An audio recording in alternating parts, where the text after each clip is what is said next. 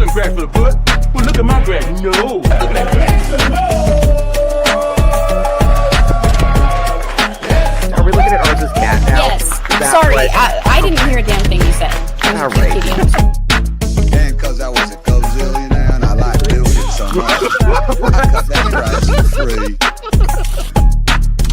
The species is dying, the birth rate is plummeting, women are chopped. But yeah, you know what? Get a fucking cat. I know even more about grass.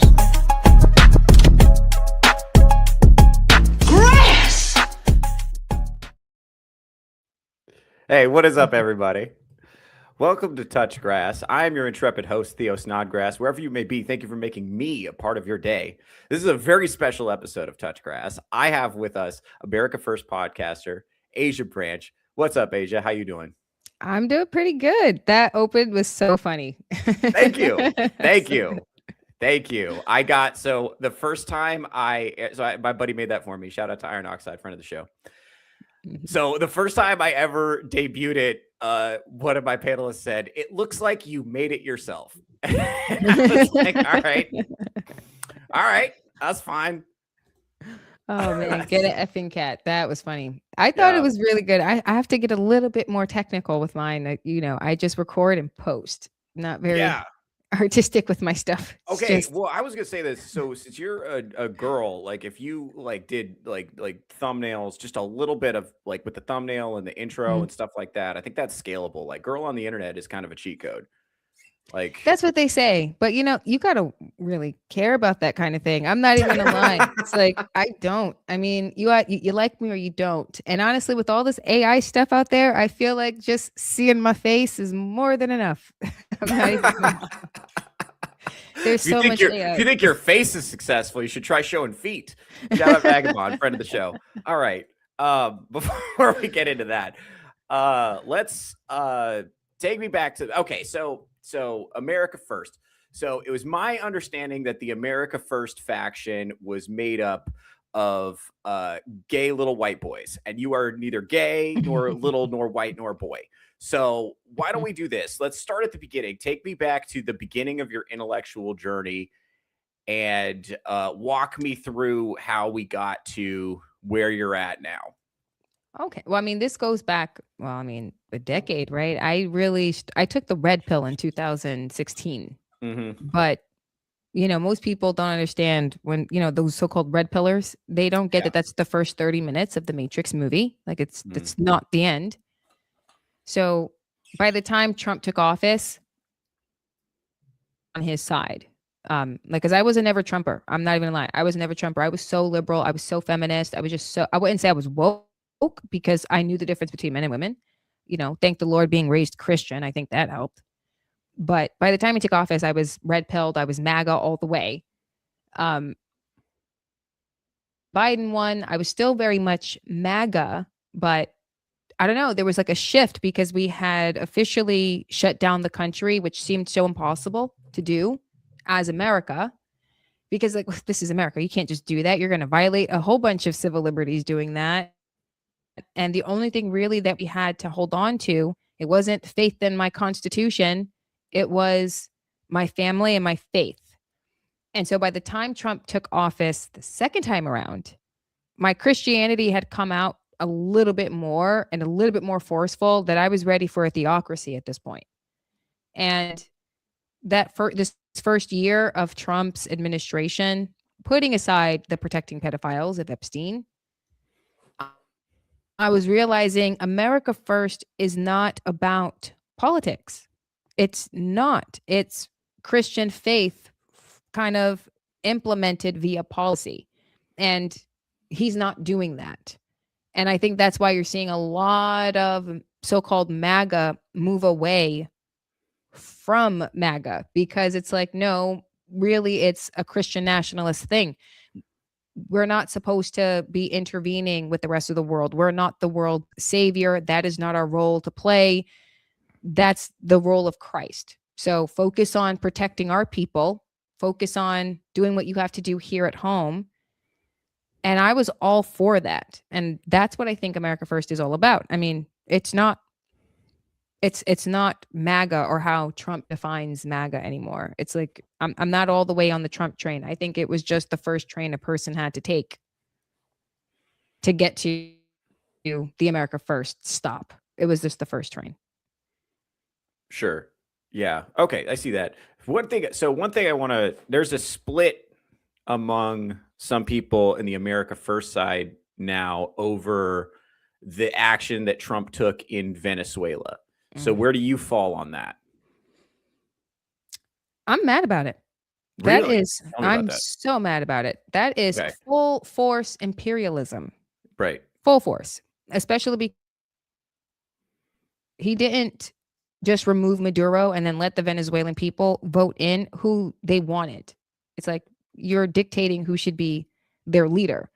That's imperialism. You didn't go in, liberate them, and say, okay, now figure out who you want. And it's not like the Venezuelans know who they want. I mean, I would agree with the Trump administration when they said that Maduro has been stealing elections for a long time.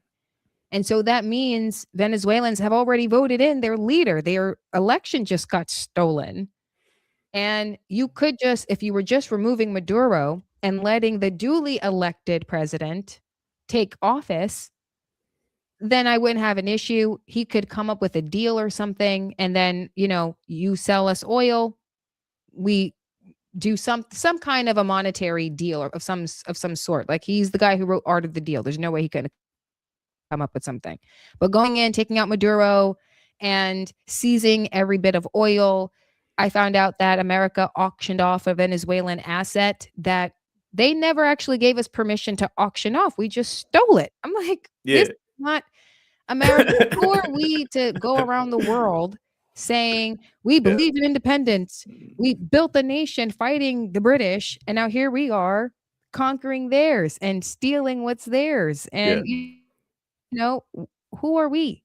We don't have the moral high ground. I was super mad, and I hated the fact that he used how happy we were to see Maduro go down. I mean, for lots of reasons, I was very happy to see Maduro go down. And it wasn't about drugs, because I already knew that Venezuela was like number 10, not even number 10. They weren't in the top 10 of who's the biggest threat as far as drugs are concerned for America. Sure. But I do know that they export a particular technology that hijacks elections. Maduro makes a lot of money doing that. And so I knew Venezuela had to be dealt with. So seeing Maduro go down, that was great to see. But they used it as a precursor for imperialism. And that pisses me off, because he knew everybody would, on both sides of the aisle, would be happy for that. But then he used it. And then it's like, it's, how's the best way to put this? It's like they gave me vanilla ice cream, knowing full well it's my favorite. But then there's arsenic in my ice cream. And they knew I wouldn't figure it out until I made it to the bottom. Gotcha. Okay. Gotcha. Very cool. Okay. So that kind of gives me a sense of where you're at. Let's change gears. So let's get it. So I want to figure out, because you've said that you're a fan of Nick Fuentes. Yep. That's interesting to me. So I've talked to a lot of Nick Fuentes fans. Some people from longtime viewers of the show will know that this has kind of become a pet interest of mine. Yeah. But you were the first one that I've met who was not like a Zoomer guy. I did meet a 40-year-old Groyper one time. I did do that. That was weird. Oh, that's rare. Super rare. Yeah, he's an unusual person. So I don't. He's kind of an outlier. So I don't know how much I can extrapolate. But you're a significant outlier in that category for sure, as far as the typical Nick Fuentes fan. Although I guess less so now that he's more popular. How did you find your way to Nick Fuentes' content? What do you like about him? It's when he's been going on all those tours. I wouldn't say tours. I guess he was doing all these interviews. I knew of him, but not by a whole lot. Honestly, when Candace had first left the Daily Wire, there was a lot of combining Candace Owens with Nick Fuentes, and it was like, who the F is this guy? Mm-hmm. And every time I tried to do a search on him, it was always something that came off very racist and very misogynist. Now, it's not that I believed it, because I'm like, well, they call me a racist and I'm black, so I'm not going to sit here and believe it. But I couldn't find anything else except for what I could find online. And then Candace had him on her show and was like, okay, we're going to get some more context about Nick Fuentes, because she doesn't just ask the typical obvious question. She likes to get to the root of a thing. And though there was some pushback there, and though he did clap back on his own show, I'm like, well, I don't have to agree with everything that he says, but on a huge aspect of how they both felt about Black America, how they both felt about the Israel lobby, and how they feel about Zionism, they are pretty much in agreement. And I was starting to like what he had to say about those things. Then he popped up on Piers Morgan, and that was the one that made me a fan. That was the one, because Piers, that whole thing just got on my nerves, really, because when he pulled up that man, the old man who was talking about what he wanted Piers to say, I was so like, are you freaking, here we go. Another Anne Frank. Here we go. Like, the Jews are coming up we've been there, done that a whole lot already. I'm over it. Yeah. And then that's exactly what he said, what Nick said. Boo hoo, oh woe is me. But move on. Let it go. You haven't suffered the Holocaust. It reminded me of how Blacks behave. I'm like, you didn't suffer slavery. You didn't suffer discrimination or Jim Crow or segregation. You weren't whipped. Get over it. Move on. Forgive. Never forget, so America don't turn into what it was, but stop asking for reparations. And here you have this old man talking about why America has to be beholden to Jewish people around the world, and how they have to be beholden to Israel, and why. And then on top of that, it's like, we're not even the ones who subjugated you or made you victims. If anything, we gave you refuge here in America and around the world, and we gave you your own country. Else does the West have to do for you?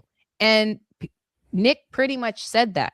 And then we're not allowed to crack jokes about it anymore. It's like, it's been 80 years. What do you mean? I remember when people jumped down Seth Meyers' throat, Seth MacFarlane.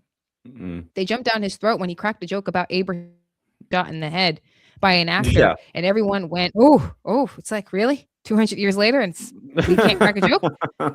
It's the same thing here. It's 80 years later, and we can't crack a joke. I'm like, isn't that the point of comedy, though? To take what was traumatic and to laugh about it, because that's the really only way a person can really heal and cope and move forward. Stop acting like a victim. You're not. And that was his sentiment. That was the moment where it was like, I like this guy. When they were talking about Black people and Black Americans, and Piers kept trying to paint him as a racist, I didn't like how Nick handled it when he said, yeah, I'm a racist. It's like, no, you're not. But he doesn't like to go back and forth on the names anymore. He just wants to get right to his point of view. Yeah. So he just accepts the title. I'm different. Don't call me a racist. I'll clap back. I don't like Black people. I'm right there with Nick Fuentes. As a group, I don't like them. Individually, I can like you. But as a group, no, you're ratchet, you're ghetto, you're violent, you're illiterate, you have a bunch of babies by the same thugs, or you abort a bunch of babies by the same thugs. Why do I like you? And then I was a bedwench, a race traitor, an Oreo, act like a white girl. I don't like you. We have to be a kind of way towards Black men specifically because they're hostile and violent. I'm not getting stabbed in the neck. No, I'm not sitting in front of a Black man. I don't feel safe around Black men unless I knew you. But I'm going to sit in front of the white guy with the tattoos on the train or on the bus. 9 chances out of 10, he's not going to stab me in the throat.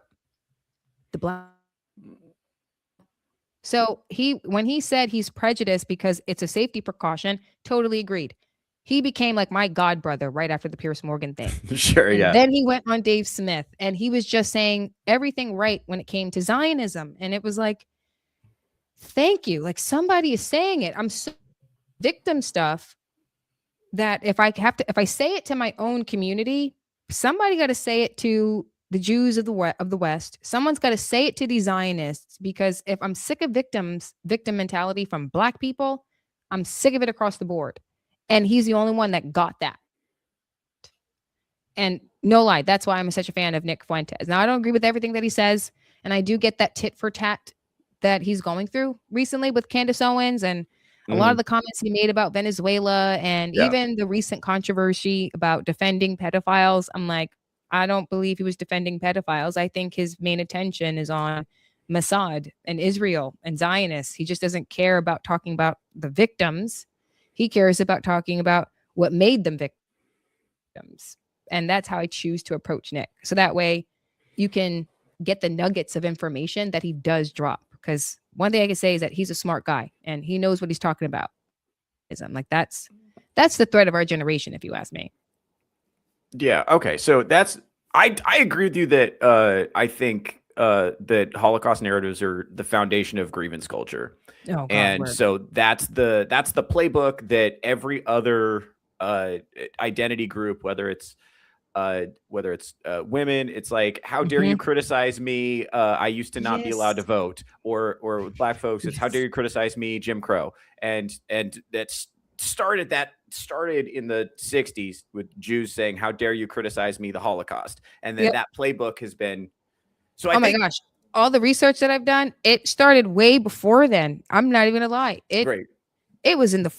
Technically it was 1917, but it really went crazy in 1940, around 1945, 1948. And there is when it got real in America, when there was like the shift from Christian values to Judeo-Christian values. That switch came in the 40s. Right. Like, Okay. I want to zoom in on this because I know Zionism is one of your most important issues. I think for a lot of people, like I think for my audience, it's obvious that there are certain billionaire like I think it's obvious to my audience that AIPAC is a problem, that the ADL is a problem, and that George Soros is a problem. And they all agree on pushing degeneracy in the culture. They agree on multiculturalism. They agree on mass migration. They agree on creating the most tolerant, most woke society we possibly can. They don't want us to have a strong ethnic identity. They don't want us to have a strong religious identity. They don't want us to be a Christian country. We see all that, right? Like, I think the audience is with you on that. I think a lot of them are still not understanding how that all ties into Israel from your perspective. So I think the Israel connection, a lot of people are having a hard time with it, because to steelman the case for Israel for a second, let's say, this is our strongest. If our main enemy is the Islamic hordes, let's say, then it serves us to have a strong military ally in the Middle East to push back against them. And they're ostensibly a democracy in a place where there aren't that many democracies. They have a really good military. They're surrounded by enemies. Also, it is a fact that ethnic groups that don't have a piece of land generally die out. Yeah. So I understand why, from the perspective, if I was a Jew, I would be adamantly supporting the existence of Israel, because if I don't have a piece of land, my people are going to die. So I understand from their perspective why they want it. But I think what you're saying is that Zionism, which is this, is because actually a bigger problem. It's not that it's a bigger problem per se. It's like the mechanism that Israel leverages to get what they want. Because I'm trying to figure out the best way to put this. The way that the left are useful fools for Islam, because that's why you're seeing a lot of this Islamic stuff pop up in blue states and in blue cities. Like even here in Dallas, Governor Abbott had to dismantle an Islamic court here in Dallas, but it's governed by, he said he left the left, but he allowed that in. But it's through the left, right? These are their useful fools. It's the same thing with Zionists. Zionists are the useful fools of the never again elite Jewish power. And the reason why I say it that way is because this isn't about blaming an entire group of people, because I don't blame all Jews. It's not all of them that's problematic. It's their elite class in the state of Israel. There is a never again mentality that is sinister. And honestly, it's because we don't share the same faith. You know, Christianity was born the day my king was murdered, and the Jews played a role in that. They subscribed to a whole new covenant. And the faith that built their nation was not that of Christianity, it was of that new covenant. So it's already problematic as a Christian looking at a state built on a whole other faith. They're as dangerous to us as the Islamic Empire. With that said, Zionists have this, and my personal belief, I don't have any proof in the pudding, but I believe that they believe it's their duty to bring about prophecy. The only way to bring about prophecy is to prop up the state of Israel. That had to happen, right? A lot of the things that are laid out in Revelation have to happen for Christ to come. And if they believe it's their job to bring Christ, then they have to prop up the state of Israel, the so-called chosen people. They have to do that. Mhm. But that does mean eliminating the identity America. And because we are so different in America, you know, blacks, whites, natives, who are the OGs, we are different. What's the thing that we had in common at a certain point? It was our Christianity. It wasn't about the color of our skin. It was about which king we serve. That was our culture. Something changed that. Black Americans thrived when they were beholden to Jesus Christ and their Christian faith. Now they're murdering a bunch of babies in the womb. They're killing each other Crazy to off. bring that up. Hold on, Why? I gotta pull up a chat. Vagabond, friend of the ahead, show, go brother Vagabond. He's like, he actually made that exact same point.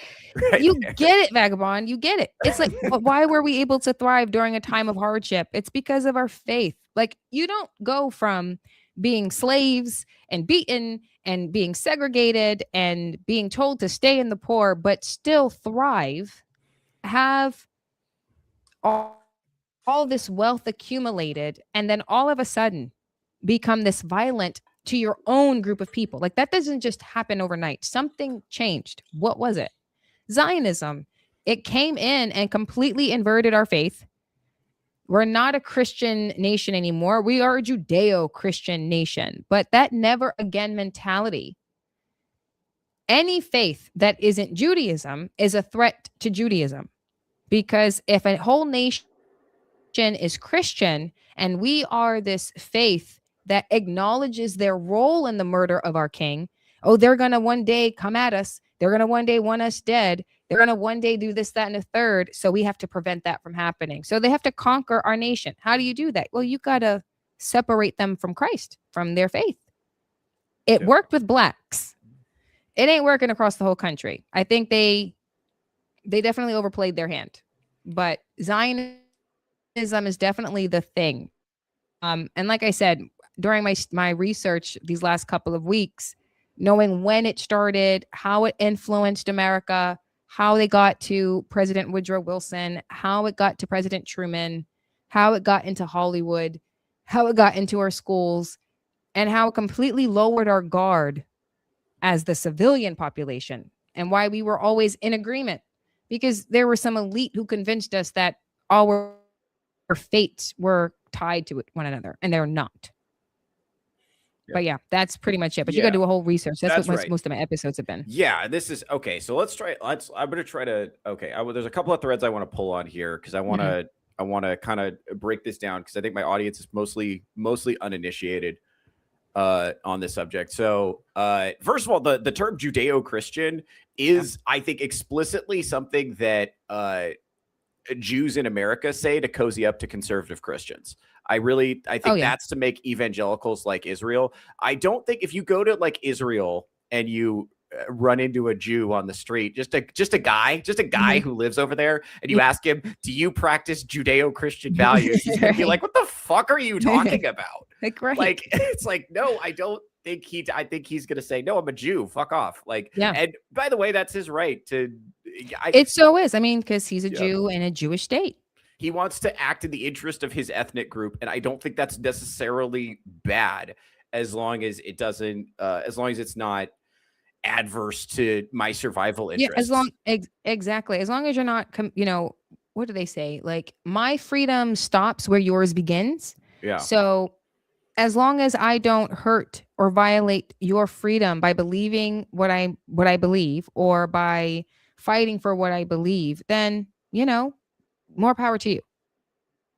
Yeah. But All right. yeah, I got That my makes sense. man. I could go on for 100 I years know. about No, Israel. I know, and I want you to a little bit. We're gonna check in with the chat real quick because I have been neglecting the chat, and I want to say hi to everybody who's here. What's up, Ronald Skidbird, friend of the channel? Full Metal Nate is here. What's up, buddy? Get a fucking cat. That's me. Theocracy. It's funny that you said the word theocracy because that's literally the name of my other show. But it's a pun on I my know name. that's the one that I watch. Yeah. Yeah. And then this is Vagabond is here. I knew Vagabond was going to tune in for this one. Vagabond is a friend of the show. He's a resident. He's also been accused many times of being a race traitor. Very based.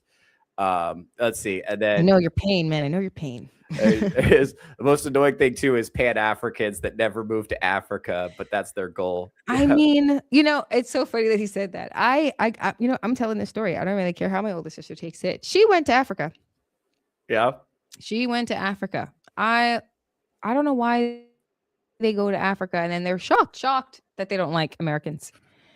But she lived there for a little while. My mom went with her first time, and there was a football game coming on. So my pops like, okay, gotta go. Football game's coming on. They were complaining about how the internet doesn't move that fast, and I can't really get the football game, and Africa is different. Like my money goes further, but they treat us differently here. I'm like, yeah, because you're not African. They don't like you black people. Like what? Yeah. They think you're overly privileged. But then they Yeah. come home and then it's something else. It's like, oh, white Americans don't like me. What do you mean? They don't even care about you. They do their own thing. You go to Africa. They don't like you because you're black. Like what? Oh man, I couldn't believe it when she went. I'm like, and then she came home with a quickness. Yeah. Not surprised. Yeah, it's a different. Well, it's a complete. This is something we're running into with the Somali issue, and this is where I get frustrated. My main frustration, what I talk about all the time on the Don't get me channel, started. is woke white women.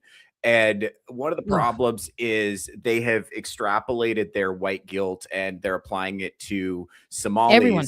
And particularly Somali. And Somalis are, and I'm keep trying that those are not Black Your people. Americans. They're not. That's a completely different ethnic group. That's a different group of people. That's not the same as that. But because it's not. I can't stand the woke women. Honestly, it's the simp woke men and the woke women, white women specifically. Black woke women are different. There's a little there's an attitude difference.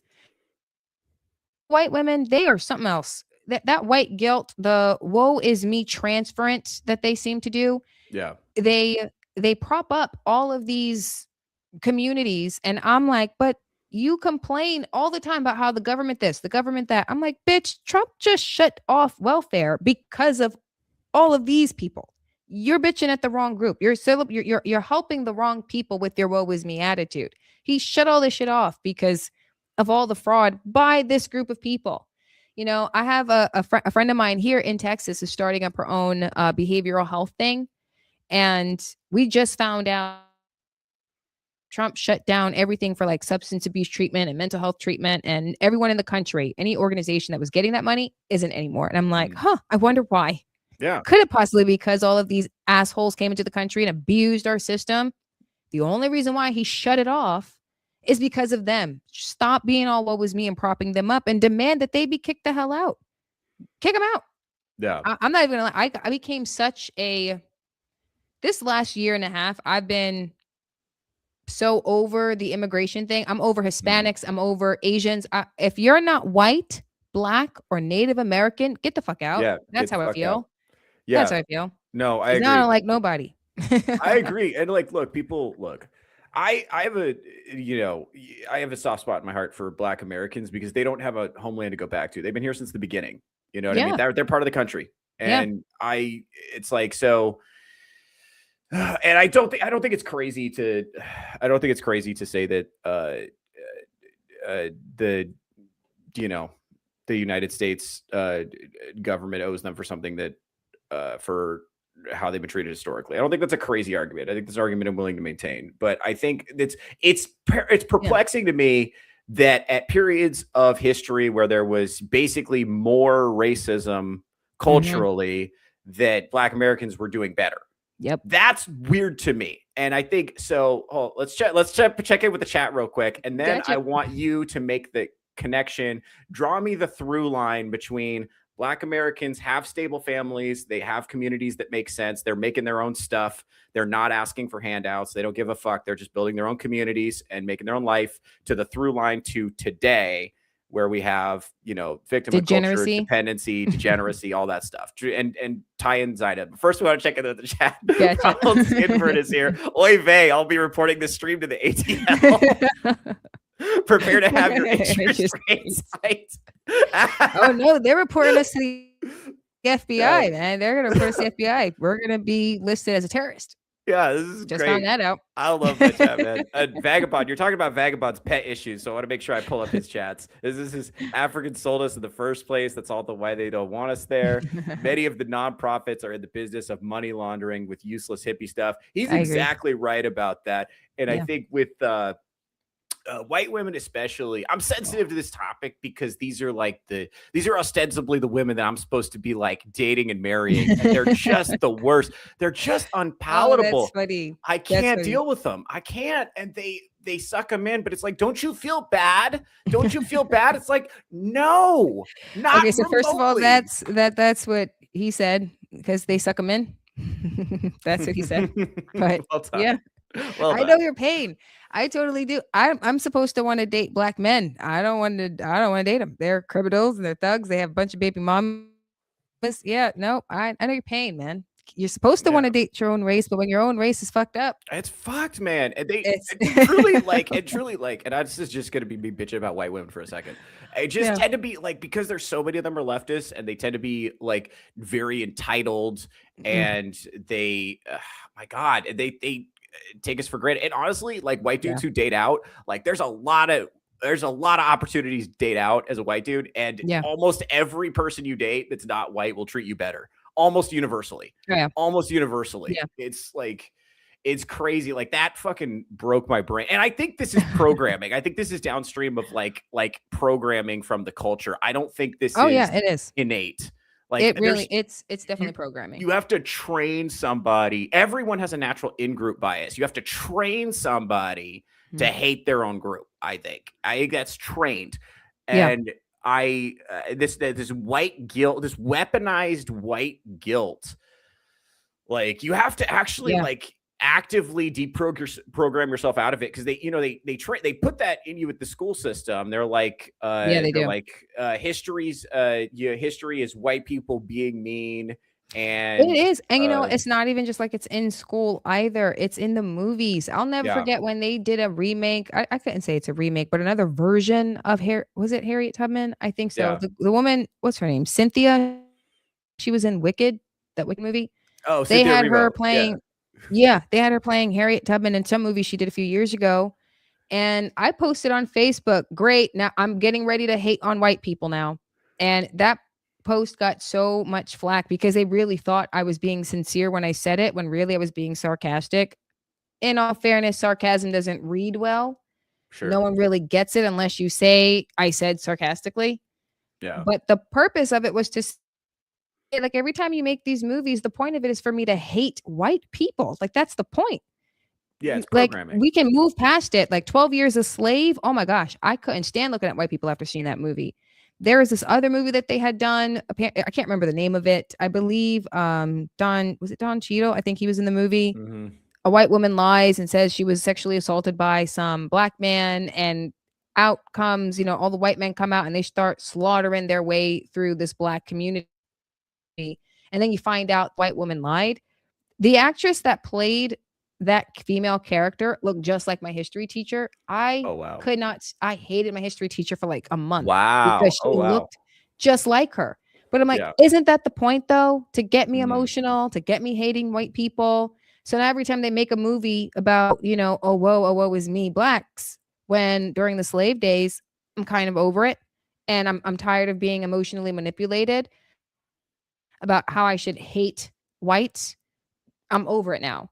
And white people, white women specifically, there was a different approach, still through the emotional route, but they didn't have to be softened as victims per se, because before they had equal protection under the law, I'll say, because I don't give a shit about voting rights and all that stuff. It was really just about protection. Like, you should be able to bring charges to your husband if he sexually assaults you, or if he beats you, or if anything like that happens. And they weren't bringing those charges.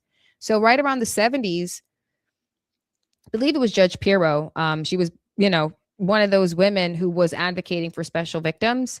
But it's like, yeah, right around that time is when they were getting sick and tired of being abused and equal justice under the law. And I'm like, I'm all for that. You should be able to bring charges and have equal protection under the law. You totally should have that. But you make all these movies about how your husbands are abusive and they're nothing but drunks and they can't. Uh-oh.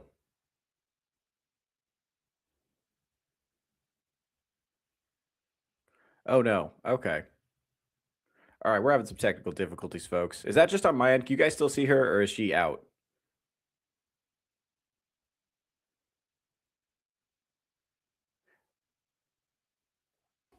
There she is. Okay.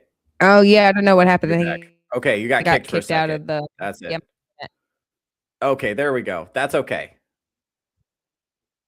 That's okay. We're back. Are we good? Okay. Can I hear you? Yeah, I can hear you now. I can hear you now. It's kind of cut. It's in and out, but it's like, yeah, my internet here is like, it always acts funky on a Saturday sometimes. Everyone's home. Oh, gotcha. Okay, I get you. Anyway, Yeah. let's But do. yeah, let's- it was definitely an Go ahead. emotional thing with women. Yeah, I see that. So okay, so I'm gonna check in with the chat real quick, and then I want to do the I want to pull on some of these threads. So Vagabond says Good Intentions Yeah. by Walter Williams is a good documentary about how black folks got in the position we're in now. That new Harriet Tubman movie made up a bunch of nonsense to make her a lesbian too, which is wild. Wild. That was a bad Studies movie.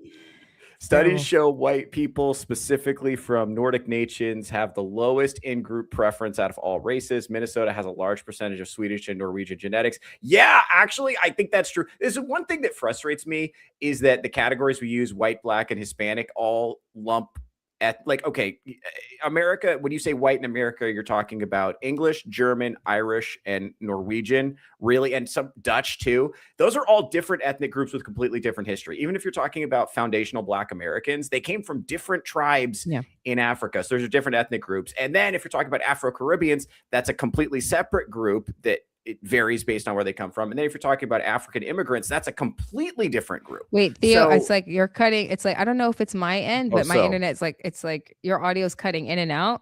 So I'm catching like every other word. Oh, shit. Okay, hold on. Let's chat. Is it me or is Yeah, it her? I think- Who's fucked up? I have no idea. Go out and come back I in. don't know. Should Try I like that. exit the studio and come back? Yeah, let Yeah, me do go out, that. come back. I'll be right back.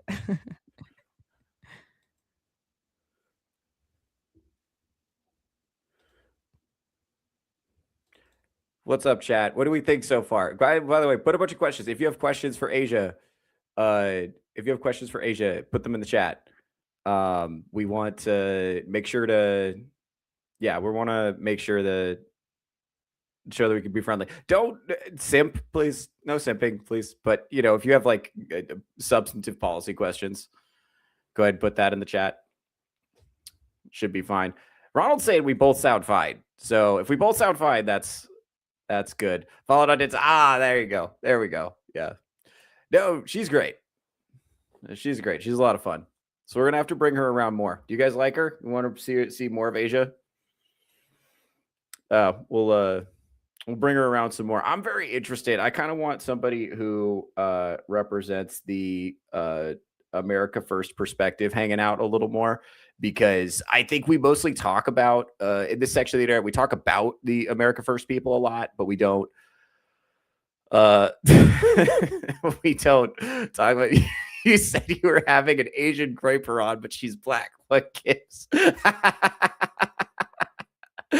Oh man, you guys are great. I have the best chat on the internet. Hold on, Asia's back. We're gonna add her to the stage. What's Okay. up, girl? I had to like do a whole Wi-Fi reset. It's yeah. Okay, good. Well, you sound better now. And Yes.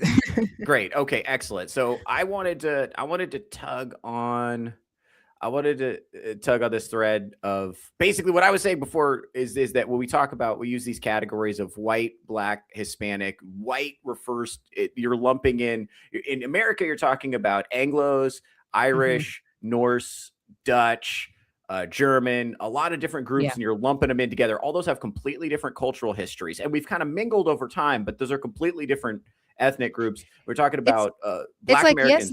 it's like they are, but the thing that we all have in common is the Christian faith. Like that's the thing. That's Yeah. that it's like that's the key there. That's true. Yeah. It's like You because who need cares that. if you're Norwegian or Swedish if everybody takes the knee to Jesus Christ only? Like I don't care. And that's kind of the point. Yeah, I think that, well, and I think you the know? freedom of religion is, I think, as if you look at the history of the nation, is a Mhm. little bit misunderstood. I think that was meant to stop Christian denominations from fighting amongst each other, because I think it was Maryland was just a Catholic, ostensibly a Catholic colony Mhm. among mostly Protestant colonies that were suspicious of Catholicism.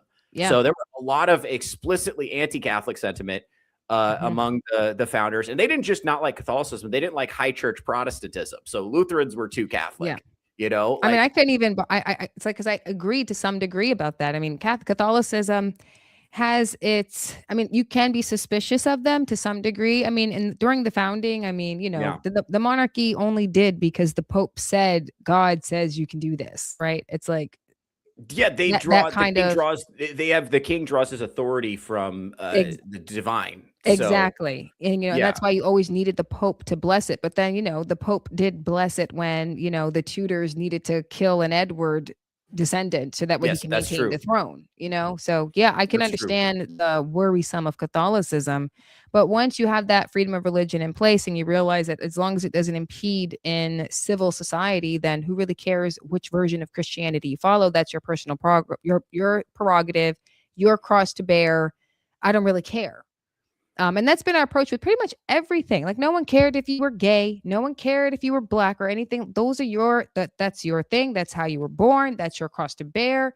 No one actually cares unless it starts infringing on them.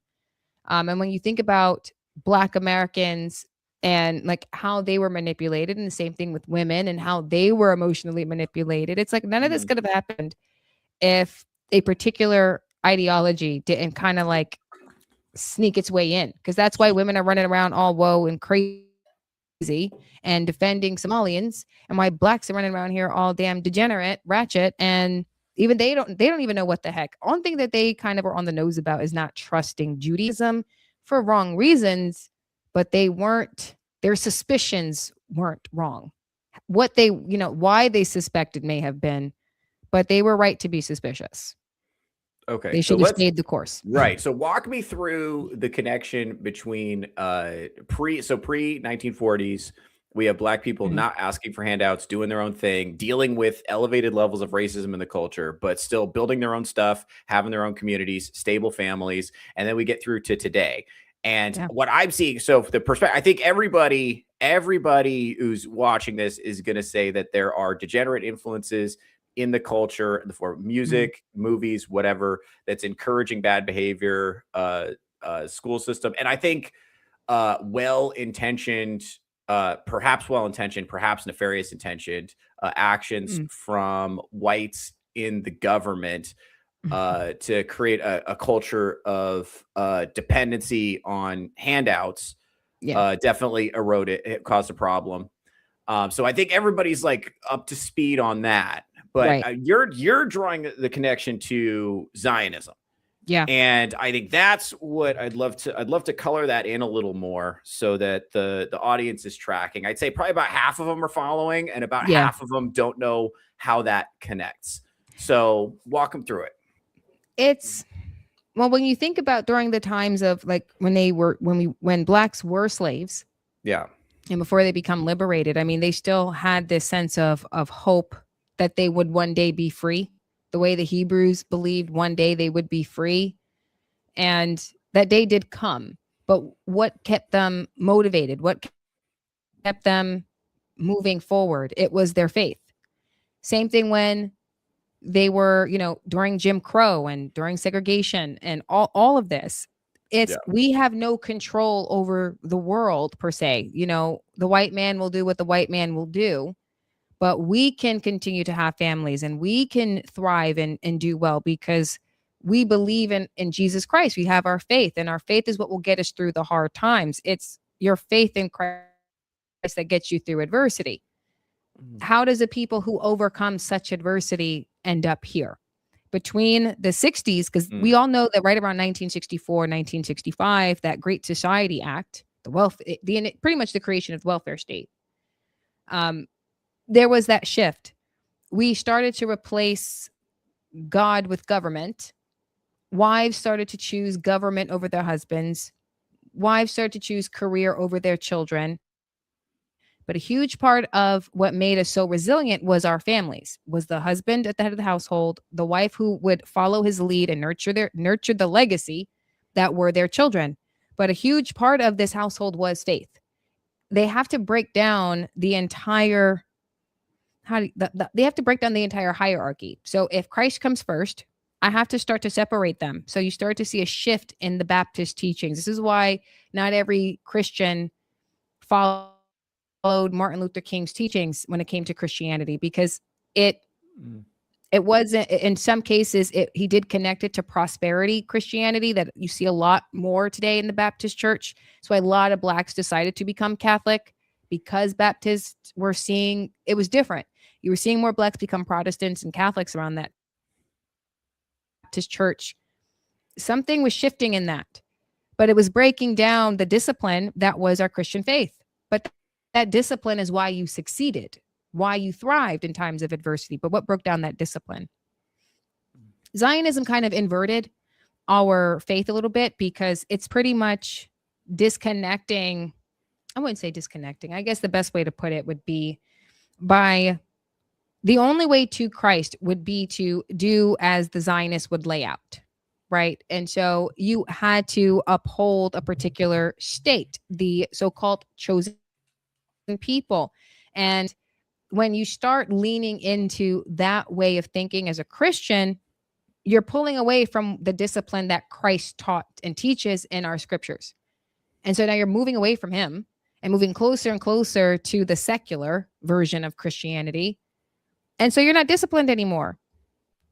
Fast forward, you're not the same strong, resilient, faith-based. Not many of us blacks believe in Jesus Christ, though they're wearing the gold chain cross. It's more of a fashion thing and not so much a faith thing. And that's one of the problems. It's like Zionism really broke down our faith. They started it with Black Americans, and then it just kind of went buku across the rest of the demographic when they saw it worked here. Like, if I can stop a demographic who was projected to earn double time the amount of wealth that white Americans were earning at the time, they stopped that dead in its tracks. Black Americans were projected to earn a lot of money in the 60s. They were going to earn the same amount of money that the entire nation pulled in just as a group of people. How? I got to stop the thing that they had faith in, that the thing that gave them discipline, the thing that kept them have self-control and nurture family and community. You don't have control over the world. You only have control over your own effort and your own family and what happens here in this moment, and let Christ do what he's going to do with everyone else. They'll come around. That was Black Americans' mindset back then. That's not the case anymore. And I'm seeing that with not just Black Americans, but with all Americans. I mean, even with Hispanics for that matter, because even, they are predominantly Catholic the way blacks were predominantly Baptist. There's a discipline that comes there. But now even they're starting to make a shift and make a change. It's like, but why? Something is attacking your faith. Something is dismantling that. I can't say that it's Jews per se, that it's Israel per se, but knowing what I know now about the World Zionist Organization and what their intentions were, the whole point of them was to convince big, powerful nations to back the chosen people so they could fulfill prophecy. You can't convince Christian nations to do that, because the whole point is that Christ's kingdom is not of this world. So I don't have to prop up another nation. I don't have to do that. Okay. But All to right. get people to sign on, you got to dismantle and break down, and that's what they did. All right, so I'm trying to. Let's make sure I'm tracking. So you're saying the black community goes from being very prosperous or Disciplined, very like it's like they're disciplined. very disciplined. They're doing super well despite racism in the culture, despite the history, despite all the things that are stacked against them. And the reason they're doing so well is because their faith, and most of them are Southern Baptist. That's where most of them are getting their Christian faith. And then the bottom falls out of the Southern Baptist church. It's not as influential as it used to be. People turn towards more secular mindset. And what now? Now, what is that? And is that because? And you're tying that to basically a lot of, I see this with a lot of Protestant denominations where they make, this is true of American white evangelicals as well, where they make support of the nation state of Israel as it exists now. They tie that to biblical Israel, and they say this is the same thing. And in order to be a Christian, you must support this nation state that exists in the world now. And you're saying that takes your focus off of Christ because Christ's kingdom is not of this world. And now you're focusing on worldly things. You're focusing on worldly matters of government. Now, all of a sudden, God has an opinion on geopolitics. And that's not because now you're not focusing on the divine. You're focusing on the earthly. Exactly. Okay. I see that. Okay. And so then that causes, I think, so, and then the other, so what I'm tracking is, this is what's being brought up in the chat. So Lyndon B. Johnson, obviously, this is a good point. Thanks to Iron for bringing that up. Yeah, so he did. Don't like LJ. Expansion of the welfare state. I see, and also it was, it's movie studios and, television studios and record companies that are deciding which Black artists to make famous and what content to make and market to Black people and what messaging to push out. So you have a combination of those two things. And then because they started to build up Hollywood around 1910 and 1920s. But this is right around the time of the Harlem Renaissance, the 20s. It's like, there's a clash coming here, and there's a messaging thing that they were trying to start with. It was more overt. It was more about trying to show how Jews have assimilated in American society. So it wasn't very Zionistic or even Israel lobby. Granted, Israel didn't exist yet, but this chosen people mentality didn't really come until, like, I want to say around the 40s is when you start to see those movies change, right? Why we were seeing a lot more war movies around then, like with Greer Garson and Walter Pidgeon and James Stewart. I believe Spencer Tracy did one too. So you were seeing a lot of that around the 40s, but they're really trying to lower our guard. That's the problem. Is that they did. It was successful. There was no pushback against intervening in the war in Europe. There was no pushback against any policy that upheld the idea of building the Israeli state. There was absolutely nothing there. Whatsoever. No pushback at all from the civilian class. It's because you were softened to agree with it. But they do that now. Honestly, I think that's why the Daily Wire exists, because there is that shift happening in Hollywood. Now that they're for the Palestinians and not for Israel, it's like they know that there's a superpower in film and television and podcasting. And that's why starting the Daily Wire was so important, because there was a shift in Hollywood where they weren't so pro-Israel and pro-Zionists, because, the left became useful fools of Islam, and their woke ideology is just completely against Israel. Now that's a threat. That's a problem. Let me explore that with you, because I want to pull on that thread a little bit. So I think the Daily Wire is an explicitly Zionist organization. I think that's, I don't think anybody disputes that. I don't think they would dispute that. I think, And that's where, like I said, I am really starting to get irked by this term Judeo-Christian values, because I know if I went back and talked to one of my ancestors who practiced Catholicism and I asked him, "Are you practicing Judeo-Christian values?" He'd be like, "Man, fuck you." And the Catholic Church was explicitly anti-Semitic until about 6 minutes ago, right? So like, and okay, and I know if I went and talked to an Israeli citizen, just a guy, I went to a guy about my age. And I was like, "What's up, man? Do you practice Judeo-Christian values?" They were like, "What the fuck is that?" So that's clearly something they made up to placate conservative Christians in America so they could get that support. My question, though, is like, okay, you have like, let's see, the globalist Jews like George Soros, who is he's pushing like multiculturalism, he's pushing degeneracy, he's pushing breakdown of the family, he's pushing feminism, all these things that we agree are having negative impacts on the country. But he's not, you know, a lot of these globalist multicultural Jews are also on the side of the Palestinians in the Israel-Palestine conflict, and they're not supporting Israel. So is that still part of Zionism, or is that something different? So I think that's a front. Okay, walk me through that. Walk me through that.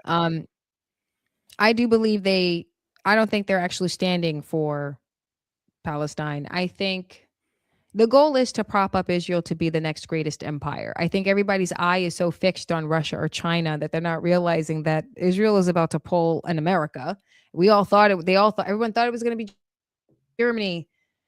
And then America came out of nowhere and became the empire of the world. It's like, oh man, totally snuck in there. I think Israel's trying to do the same thing. But to do that, you got to push your enemy out. How do I do that? Well, let's relocate all the Arabs. Let's send the Muslims around the West. Let's do multiculturalism so that way there's no identity anywhere except here in Israel, where Judaism will reign supreme. And that's their right to, the same way it's Iran's right for Muslim faith to reign supreme. Who are we to dictate that that's not their prerogative?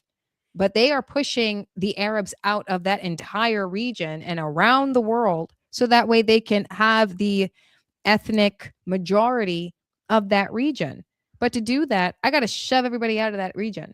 And so to have people like Soros and to have the global elite say we're pro-Palestine and for this, that, and the third, you embolden your wokesters here, the institutions here to say the same thing. Again, Islam are, the left, I would say, the woke soldiers, I'll say, are like useful fools. But I think Soros and them know exactly what they're doing. This isn't because you believe in Islam or you believe in the Palestinians and their right to liberty and independence. It's because you want Israel to become the new empire of the next millennia. That's what they want. To do that, I got to push all the Arabs out. And if I can't push them out, then I'll commit genocide, which clearly they're willing to do. They've done it. And they can't convince us that it's the right thing to do. Murder is murder. It just looks bad on them. But it's a front. They totally want to clear out that whole region. They just don't have all the manpower they need. That's why they keep tugging on the West for help. And honestly, the United States is the only one willing to do it at this point, because we saw what happened with the UN and NATO sanctioning Bibi Netanyahu and all that. Yeah. But there's like this whole sinister scheme. I'm looking at Bibi Netanyahu like he's dark side, and Soros and the likes of him are like Vandal Savage. Both want to destroy us, but there's something about dark side. He's the bigger threat. He wants to eliminate all free will. Gotcha. Bibi Netanyahu in the Israel state, they don't want any other ethnic or religion or race to have supreme in the world. They want to reign supreme. We were sleeping on them for 100-something years because everyone's concerned about Islam. Okay, so it's Israel. Okay, so you're saying that Benjamin Netanyahu is the bigger threat. So he's kind of like I guess you'd call him like an ethno-nationalist for his country, like a Jewish ethno-nationalist. And you're saying he's more dangerous than George Soros. I'm very sensitive to the issues of degeneracy and the things that are ruining my country. That's what I focus on. So a guy like Soros obviously gets my attention because he's pushing multiculturalism, feminism, degeneracy in the media, all that stuff that I'm very sensitive to. But what you're saying is actually Benjamin Netanyahu is the bigger threat. as far Whoever as is the head of the Israeli state and believes in the same thing of the Likud party, because they are the Jewish nationalist of the Israeli state. So the Likud party out of Israel. That's Benjamin Netanyahu. Whoever comes after him, because I know, I mean, I don't know if he's still, I think he's still the prime minister, or I think he may have lost his election. I'm not sure. But if the next person that comes out of the Likud party takes office in Israel, it's that person. It's the Jewish supremacist of the world that you have to be concerned about. And that's the Likud party. This isn't like Jewish nationalism in the state of Israel, like make Israel great again. It's not that. They want to spread it across the world. So anyone like Bibi Netanyahu is the person you need to keep your eye on. Okay. Soros is the useful fool, because that's how what happened with the Justice League, right? Darkseid leveraged Vandal Savage to get what he wanted. The same thing here. It's not to say that Vandal is an enemy you sleep on. You still got to pay attention to Soros. Okay. Yeah. That's interesting. That's what I'm saying, because I had a discussion recently with one of my colleagues here about this exact thing, and that's the part I think that that's the part that, like, 'cause I'm kind of like uninitiated. I'm kind of learning about this. It's hard for me to. George Soros, it seems really obvious to me why what he does is harmful. That's very, very obvious. It's right in my face, and it's contrary to basically everything. Like, he pushes anti-reality beliefs, and that is, if you set yourself up, isn't he the guy who said he wanted to block out the sun too? Yeah, that's what I'm saying. Like, if you set your civilization up in opposition to reality, reality is going to win. That's the same thing as turning against God. Like, if you are against reality, right? If you're going to have a civilization where men can turn themselves into women, and you're going to flood the nation with third worlders who don't share our values, and everything's going to be fine. And if you're going to say degeneracy is awesome, and we're going to pump it into the airwaves, and we're going to teach it to children in schools, and Christianity is bad. We can have wokeness, but Christianity is bad. And so, like, if we have that, like, that seems really obvious to me that's a problem. It's just, I guess, okay, let's talk about AIPAC for a second, because I think one of the ways that I think it's hard for people who are uninitiated to see how Israel is able to have so much influence in U.S. politics. So the American Israeli Political Action Committee is an organization that funds basically every politician on both sides of American politics. And there's not a ton of organizations like that. And it is ostensibly a foreign lobbying group that does not have to register as one. Now, I didn't know about this until like a few months ago. I just wasn't clocked into it. And so I think a lot of people are in the America First coalition are suspicious of that, maybe for good reason. Go ahead. The AIPAC is a problem because it's not even just the fact that they don't register them as a foreign agent. It's the fact that the purpose of them is to influence our both domestic and foreign policy that benefits this one state. I mean, I don't even care if they call me anti-Semite. This is what made me such a huge fan of Nick Fuentes, because we're not, wearing a dunce cap in the corner somewhere, a tinfoil hat. When we're shouting that the boogeyman is real and it's Israel, AIPAC proves that point. You're not here to benefit our interests. You are solely concerned about Jewish people, not Americans who happen to be Jewish. You're not talking about, how to make policy better for all of us that's equally and fair. And that's why you're going for different politicians on both sides. They're not even talking about getting better deals for America collectively. It's solely to benefit this one nation that is not America. That's already a problem in and of itself. So that's not even trying to attach a sinister agenda to it. It's just got nothing to do with American interests. It's got everything to do with a group of people that isn't, that's just Jewish. You don't care that they're American or not. It's about Jews of the world. That's the purpose of AIPAC. It's a problem. It's not American. We don't like you for that reason alone. putting aside the sinister stuff, and that's them at best. At worst, they do play a huge role in a lot of other military industrial complex kind of decision making because they come with so much money. And I think we weren't really paying attention to like the mechanisms of politics because Trump was such a showman and he was such an arrogant ass and he would always say things. And we were so focused on how bad the Democrats were that we weren't paying attention to the money backing them to say this bullshit.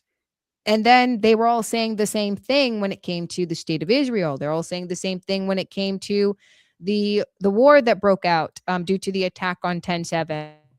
And they're all saying the same thing. But now, the minute you told me to pay attention to how the mainstream media say the same thing regarding the left, why am I not suspicious when they're all saying the same thing about the state of Israel? Something, the math don't match, something's fishy here. Because the same tactics are being deployed for this. You start finding out that your mainstream media is getting money from AIPAC, that your government is getting money from AIPAC, that the military is getting money from AIPAC. Yeah. And then eventually that does eventually bring us to, you know, Jeffrey Epstein and all the rest of that. But without going down that rabbit hole. We'll get to that in a second. We've still got another hour. Without going down that rabbit hole at all. It's like, you're just the fact that you're not spending all this money for the interests of Americans in general, and just for a collective group around the world, your problem. And as America first, you're like, well, if it got nothing to do with America, why the hell are we spending this money on you? Why are we letting you give us this money? Like they should be saying no to the dollars. They really should be. And that's it at best. At best, it's a problem. Yeah. So so in your view, if just your view, speaking for no one else, what do you think that money is buying them? Why? Because I assume AIPAC, they would not be giving so much money to so many people if they did not feel like they were getting value. So what do you think they're getting as their ROI? Like, obviously, I think with the politicians, you're looking at military support.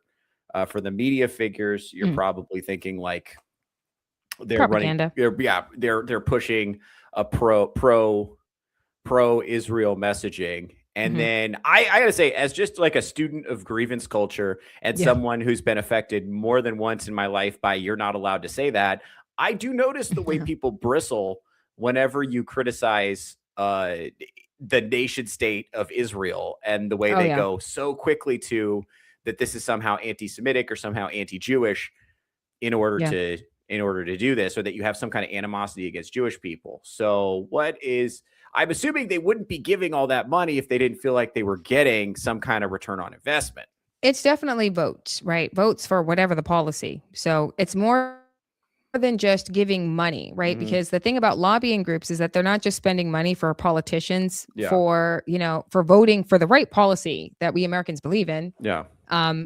And if we were to keep our system as is, minus all the corruption, but we were letting lobbyists send money to their politicians of choice. If this were about, implementing a policy for privacy through the AI age or something, I wouldn't care, right? Go ahead, spend the money on the policy, get it to the floor, let them debate it out and write and finish the policy. That's not what this is, though. They are also writing the bills and proposing the bills. And then they're giving the money to these politicians so that way they vote on the bills that they done drafted and wrote. Yeah. And again, if these policies were about Americans and American industry and how not to be a feudalist society where we have these global corporations and just focus on American enterprise, no one would care. No one would bitch. No one would care if you were a foreign agent or not. You're here in America because you believe in America. You're not here in America because you believe in the state of Israel. No one would give a damn. Yeah. But the return on investment is the vote on a policy that they want passed, whatever that might be. $38 billion to Israel. We want to make sure you vote yes for that. Another $20 billion for the next 10 years. We want to make sure you vote for that. Making any military decision, as far as going after bombing Iran, we want to make sure we have the support of Congress. It's a little bit harder for the Democrats at this point because Islam has totally hijacked the Democratic Party. That's where we're at now with the left. As far as Democrats are concerned, I don't think I don't care how much money they're spending on AIPAC and with the Democrats. It's not working to some degree, because I look at Obama as an example, and this was a man who passed the Iran deal that nobody liked except for Islam, but he still gave 38 billion to Israel.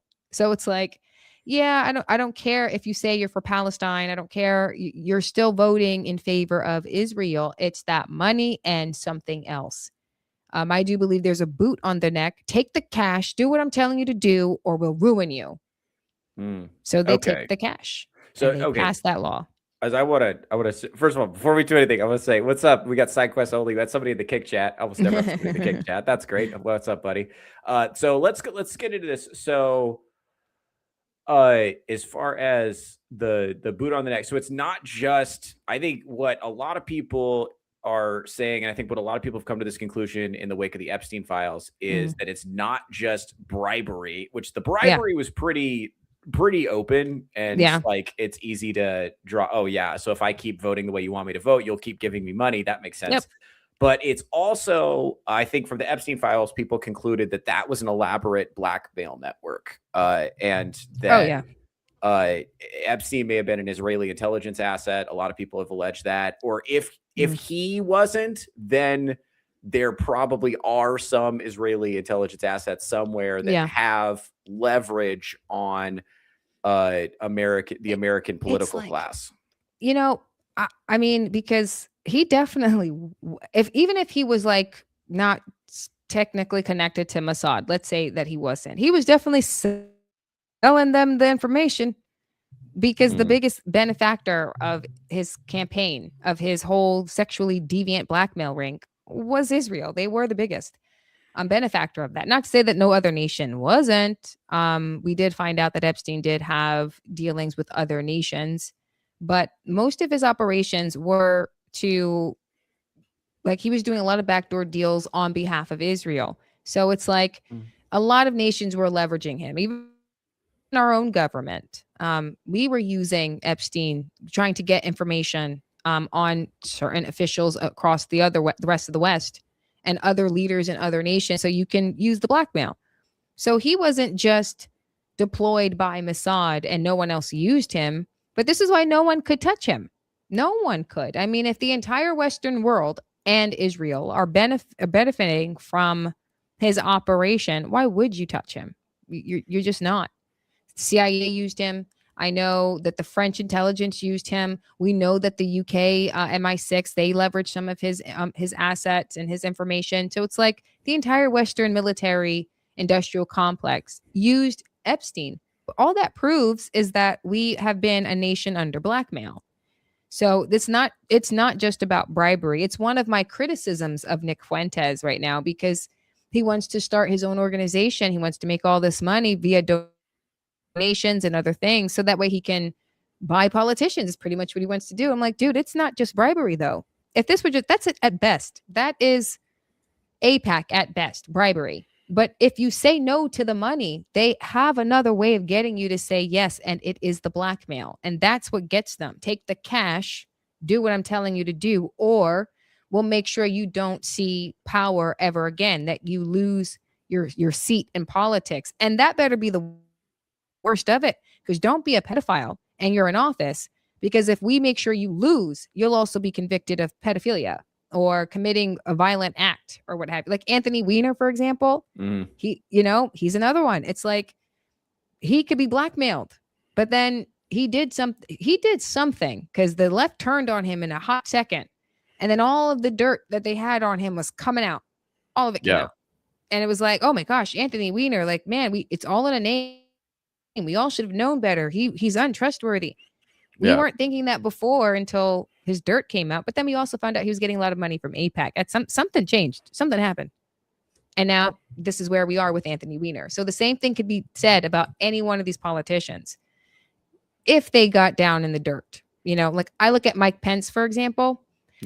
He's not the kind of person that I think got caught in any sexual scandal or criminal behavior. He don't seem like the type. I think he just genuinely believes in what he believes. I think he's sincere in his Zionism and his neoconism. I think he's very sincere. I don't think he needed to be bribed. I don't even think he needed to be blackmailed to vote this way. I think he believes that. But others, nah, at best, you're being bribed. At worst, you're being blackmailed. Okay, and that's okay. So there's a couple of different things going on here. It sounds like okay. So there's some politicians are, I think, American evangelicals are sincere in their Zionism, like you said, because of they believe that part of being a Christian is supporting the actual nation state of Israel as it exists now. That's the same thing as biblical Israel, but they believe that sincerely. They're not making that up. And then some of it is naked bribery. Some of it is, I think, leverage. And I think that's we're seeing that now.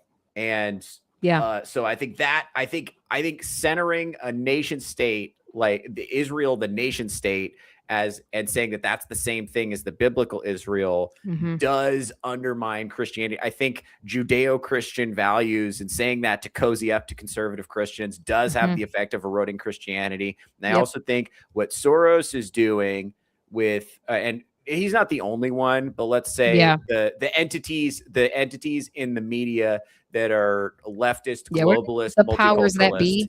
Leftist, globalist, multiculturalist ideas, many of which are wealthy Jews, that is a fact, are pushing degenerate content onto the masses that does have the effect of eroding Christianity, encouraging people to engage in bad behavior and engage in behavior that's counterproductive to forming a stable society, having strong families, being able to pay attention. Because look, if you're doing drugs and pursuing short-term sexual partners all day, it's hard to be like active in your community and like pay attention to how badly you're getting fucked, So like I see that like that tracks to me. It's like a whole multi-web of things. It's hard to track. This is why it's best to pick a lane and stay with it. And it's one of the reasons why it gets hard to track Candace sometimes, because she covers like the whole web and it comes out very like all over the place. Like even during our conversation, it's like this whole thing could really go it could turn into the Upside Down from Stranger Things. There's just so much that we thought we knew and don't really know, and then you find out more about it later. You have to pick a lane. What do you want to learn more about? And there's so much attention on whether it be Islam or the left. I'm like, I'm going to pick my lane. I'm going to focus in on Zionism. I'm going to go back to the beginning. How did it impact? Where did it impact? Who was the first that they went after? And I can track that specifically. But if we start looking into, well, what about, how does this play in and how does Soros play in and how about the global elite of the world and how they're pushing leftism and multiculturalism, though I can tie it in some way and somewhere, it's like, if I were a viewer watching this, my head would be hurting because there's so much to follow. It's like, you got to bring it down to like the simplest point. Zionism did it. That's it. It's them. They did it. They were the useful fools from the beginning. They broke America. They're the ones who convinced women that they should lead America. They're the ones who hurt Black America. They're the ones who hurt our faith, and all for in the name of fulfilling prophecy. Keeps it simple. Gotcha. It's not hard to follow. Well, that's memeable. I agree with you. That's why I'm trying to go as slow as I can and try to peel this apart. I also know that a lot of my audience, like I said, obviously, as you can tell from the comments, some of them are 100% on board. They're tracking all the way. Some of them are still a little skeptical. But I'm trying to tie in stuff that like everybody in my zone, like I'm sure there's some people in my audience that think Bibi Netanyahu's fucking awesome. But everybody thinks George Soros is a problem, and that ties in. So when you were able to say, well, he's the obvious problem, but here's why Bibi Netanyahu is also a problem, it's like, okay, that gives him something to chew on and think about. At least you brought up Candace, which gets me into the next thing. This is the thing I maybe most wanted to ask you about. Okay. It's what happened to Charlie Kirk? I think Tyler shot him. I haven't seen anything to say that says otherwise. She's saying that she's got some more information that suggests that maybe he wasn't. Me personally, I think he took the shot. I'm not so naive to think he did this by himself. I'm like, not even the guy who took out Kennedy was working alone. I don't believe this, that it was just him. So I agree with her with that. I also do think that Israel is a suspect here. I mean, they are they were huge suspects in Kennedy's assassination. They were huge suspect in the murder of the other Kennedy brother. They were huge suspects in MLK's assassination. I mean, past this prologue, they should be a suspect. I also think Turning Point is a part of this whole scenario, not the murder, but the cover up, whether that be blackmail or they genuinely, or they were bribed to keep their mouth shut to cover it up. I don't know the why they're keeping their mouth shut, but I totally agree with her that they played a role in some way. Turning Point needed to be investigated. They still do. They haven't done the Doge audit. I think that the reason why he was killed is that Doge audit. I think he was about to unravel something there. And I think the linchpin for Turning Point was the money. I think that's why Charlie was looking into it. And you can't convince me that it's just a coincidence that like 4 to 8 days later, he's killed after sending out a memo about pulling on that thread. That's suspicious, not a coincidence. And then the current CEO doesn't follow through with the audit. Come on. Turning Point knows something.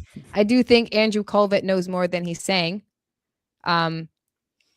He's seeming like I think he's the key to unraveling the conspiracy. I do think Andrew Colvett is the one to really be focusing in on. But totally agree.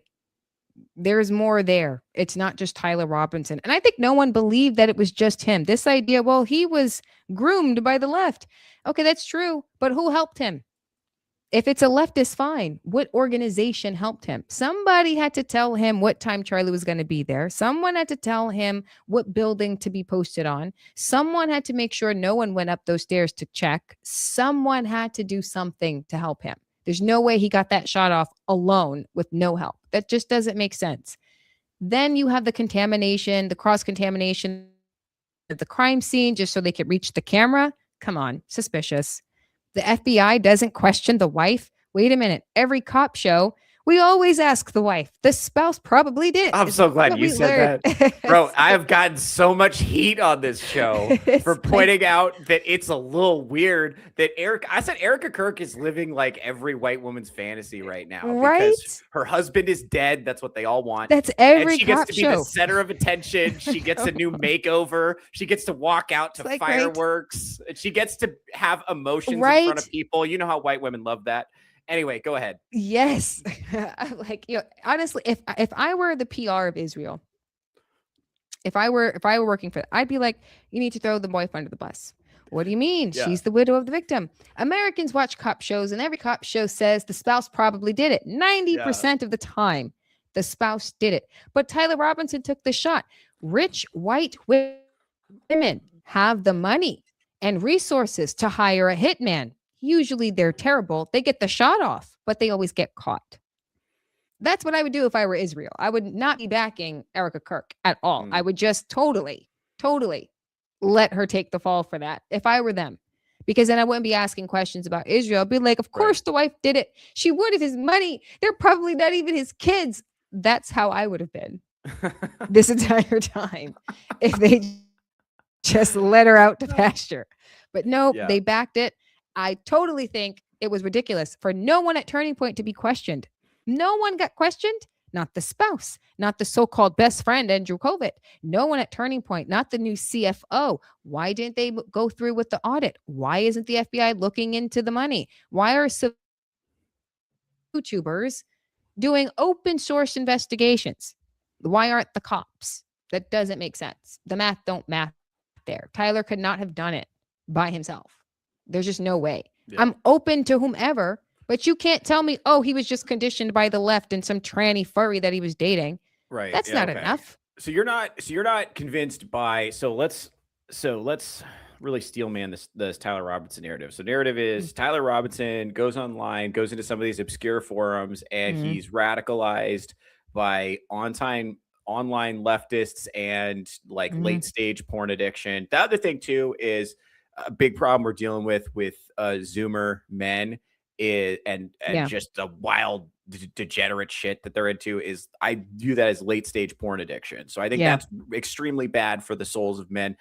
I also wonder if he didn't get like, I don't know, like MK Ultra or something. Like there weren't, He totally because could've. we know that Reddit is just infested with feds. We know that. Yeah. And I wonder if Discord is not also infested with feds, if there aren't a inordinate amount of, there's some evidence to suggest that a lot of these forums that are pushing trans are just absolutely riddled with feds. It's more feds in there than normies. And maybe he gets like MK Ultra'd by one of the intelligence agencies and it's like, must kill Charlie Kirk. I would have believed that if his motive behind it wasn't about transgenderism and furryism and hating Charlie for that. This isn't like the guy who took a shot at Reagan because he loved Jodie Foster. That guy was a lone wolf, right? That guy was a cuckoo, obsessed with Jodie Foster, had to do something grandiose, like shoot the president of the United States. Yeah. If Tyler Robinson were like that, okay, I believe he was MK Ultra. That I would believe. But that's not why he shot him. All of this because Charlie said, as he's been saying for years, transgenderism, why no one take the shot years ago? There were always radicals since Charlie's been on the scene. So for the past 10 years, there's been a radical. They've been taking shots at conservatives for a long time. They took a shot at Scalise on the baseball field. So this isn't unusual. This isn't a new environment. They were already shooting at conservatives. This is not new. Charlie's been talking against transgenderism for 10 years. Why today? He's been speaking out on campuses out in the open for 10 years. He's had influence for at least 6 of those 10. Why no one take the shot then? What changed? Could it be because he asked about the Doge? He asked for a Doge audit. Could it be because he turned against Israel? I mean, these aren't coincidences. Because why no one take the shot 6 years ago? Why they wait now? Why did it happen now? There's always been the crazies. There's always crazies. I don't care what decade you're in. Someone's gonna try and take a shot at conservatives. That's just been the case. Scalise got shot on baseball field. Why now does Charlie die? Why now? Yeah, Iron Oxide. Nothing significant about him before. The boyfriend's still big and protective hiding is weird. So it looks like Iron Oxide thinks CIA. I see what he said. I'm still trying to. I don't know. I think it would be nice to have. I think a lot of people still have questions about that. I think it's hard to accept the lone wolf story narrative. That's hard. That's hard to accept. I look. Now, don't get me wrong. It's not impossible that somebody could look. So if I'm just going to accept this narrative and make the best case for it, like so, Tyler Robinson goes online. And maybe he's, struggling with his own sexuality and he's into trans whatever because of late stage porn addiction. And that creates a tremendous internal conflict that he lashes out violently. Men have done more violence for less in time. I buy that to some degree. Yeah. But I think it's hard just as a human to accept that,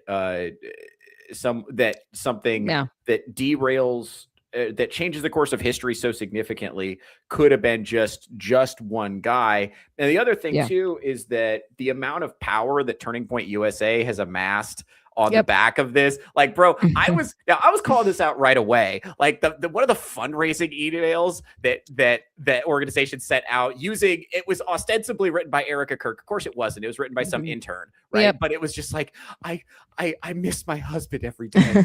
I miss his voice. I hated so please those. send me $100. And it's like, fuck oh my gosh, you. I hated that they were selling the T-shirt.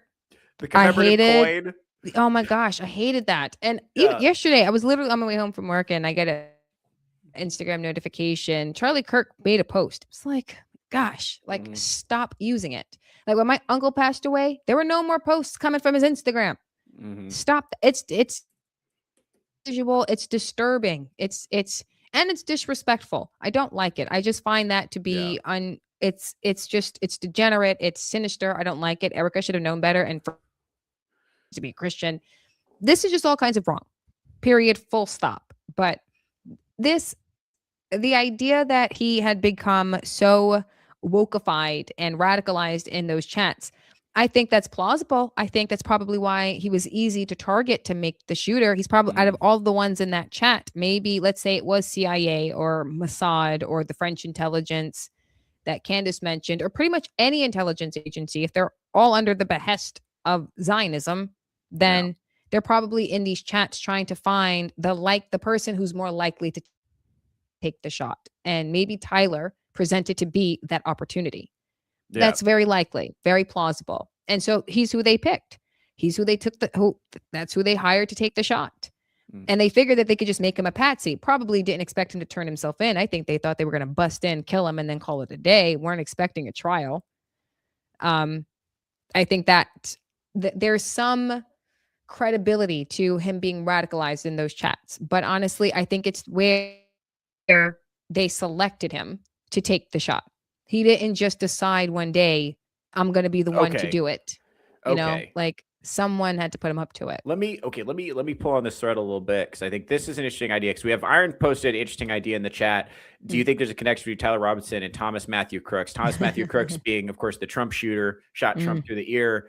Yep. What I think, so I see the through line. The obvious through line is we have two terminally online weirdos, and I mean, with Thomas Matthew Crooks especially, we really know basically nothing about him. So much information got wiped. I think that was the one where his apartment got like cleaned like exceptionally well to the point that it smelled like bleach. Like it was insane. So that they totally washed out. They cleared the crime scene when they shot and killed him on top of the roof. It's like you wash down the actual crime scene before your crime scene. Your CSIs can come in and collect more evidence and to have more of a case there.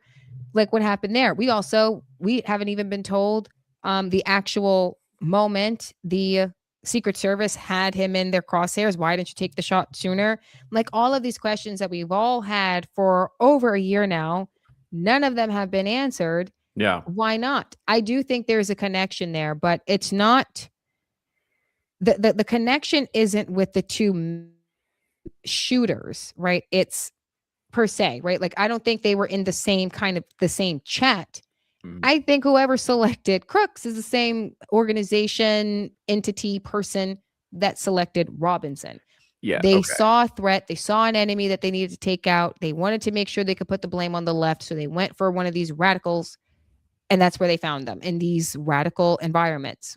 Like I mean, that's where I would go looking. So if I'm tracking what you're saying, basically you're saying they both essentially got MK Ultra'd by intelligent agencies, or at least very least radicalized and encouraged to do this by feds in these online forums. And what you're saying is they're maybe cultivating these online forums of radical leftist weirdos on purpose in case they need to activate one to go take out somebody that and then we can be like, oh my God, political violence in this country. We need to tone down the rhetoric. Guys, we have to tone down the anti-Semitism in this country. Then you can blame the left. It's the transgenders. Yes. And like, look, they're a problem. And that's a convenient scapegoat. And then the intelligence agencies don't have to take accountability for like literally assassinating people. And exactly. For those of you that would say they would never do that, it's like they already have. They already been doing it. It's like, right. They've already been doing it. I mean, I find it so funny that people run around saying, don't trust the government. Don't trust the government. Okay, so now I'm giving you a really good reason why you shouldn't, or a really good assumption, accusation that is very legitimate, because we know the problems with our CIA. Now all of a sudden, I'm the crazy one. Why am I crazy for pointing out what is clearly obvious about the military-industrial complex? We can talk. They can talk for days about how the military-industrial complex is imperialist, and they did this and they did that, and the Fed bad, and we got to make our own money, and that's why we got to get into crypto. But the second I actually point them to an actual crime that they are suspects in, or should be suspects in, oh, you're wearing a tinfoil hat. What? Like, that's one of my criticisms of Nick Fuentes. It's like, he's the first guy to say Israel deployed Jeffrey Epstein so that way he can get all of the entire Western world under the behest of Israel. But then when Candace says that she thinks that they played a role in Charlie Kirk's murder, that sounds crazy. It's like, dude, they deployed a pedophile amongst the elite just to blackmail them. Why is it so far-fetched to think that they killed Charlie Kirk? Because he wouldn't take the money. He would not say yes. He would not back them. Whatever the reason, he completely disconnected. Why is it far-fetched to say, yeah, they killed him because they had no dirt on this man? Yeah. I can't blackmail him. And he said no to the money. The only left thing to do would be to kill him. Why is it far-fetched to say that? And Nick doesn't think that Israel had anything to do with it. I'm like, at minimum, they are a suspect. Why is that far-fetched? It's one of my criticisms of him and a lot of people for that matter, especially black people. It's like, Israel didn't do it, but you're the first group of people that said they don't like the Jews. I'm telling you that their state may have killed a man and you don't think that there's something to look there. Well, that just sounds crazy. When I say that, well, maybe they're suspects in the MLK murder assassination. Well, that just sounds crazy. You're the first people who say they don't trust Jews or the state of Israel. And I'm giving you a legitimate reason not to trust them. And I sound crazy. Oh, Americans, man, Americans. Yeah, dude. Well, So, okay. yeah. Let's get okay. So this actually is a good segue to something else that I wanted to ask you about. So there's a lot of theories about Nick Fuentes and his recent surge in popularity after the assassination of Charlie Kirk. So I'm going to run a few of them by you and you let me know what you think. The main theory I hear a lot about Fuentes is that he's some kind of Fed controlled asset, or he's controlled opposition. And the evidence for that before I start is like, so on January 6th, he in front of a crowd into a megaphone made some pretty inflammatory comments that kind of sound like inciting. Right. And so it's like, how did he not do jail time after that when so many people on January 6th did so much more jail time for less? People are saying, oh, well, he cut a deal with the feds, and or whether he knows it or not, he is like, some people say he's knowingly collaborating with the feds. Some people say he's unknowingly receiving a boost from the feds. Do you think there's any truth to that? Or I don't think there's enough there. Like even in Candace's episode, I think she said it on Thursday. She called him a fed. I like Candace, I really do. But I don't believe everything that she says. I need more evidence. And I know a lot of the things that she says is circumstantial and she builds her cases from there. But one of the reasons why she won me over to her side in the first place is because she laid out so much circumstantial evidence and corroborative statements for said evidence that it's easy to believe it. In this case, just claiming that he's a fed isn't enough. Okay. Yes, he was there for January 6th. And yes, he said all that stuff. But I'm like, okay, maybe he did cut a deal with the Fed. He wanted it. He didn't want to go to jail. Maybe he cut a deal. I don't think that's why he's so popular now. I just think, okay, how many people cut deals with the Fed so they don't go to prison? That doesn't make him automatically a Fed per se. I need more there. That's all circumstantial and not enough corroborative evidence for me to say, yeah, he's a Fed. Yeah. Yeah. And then do you think the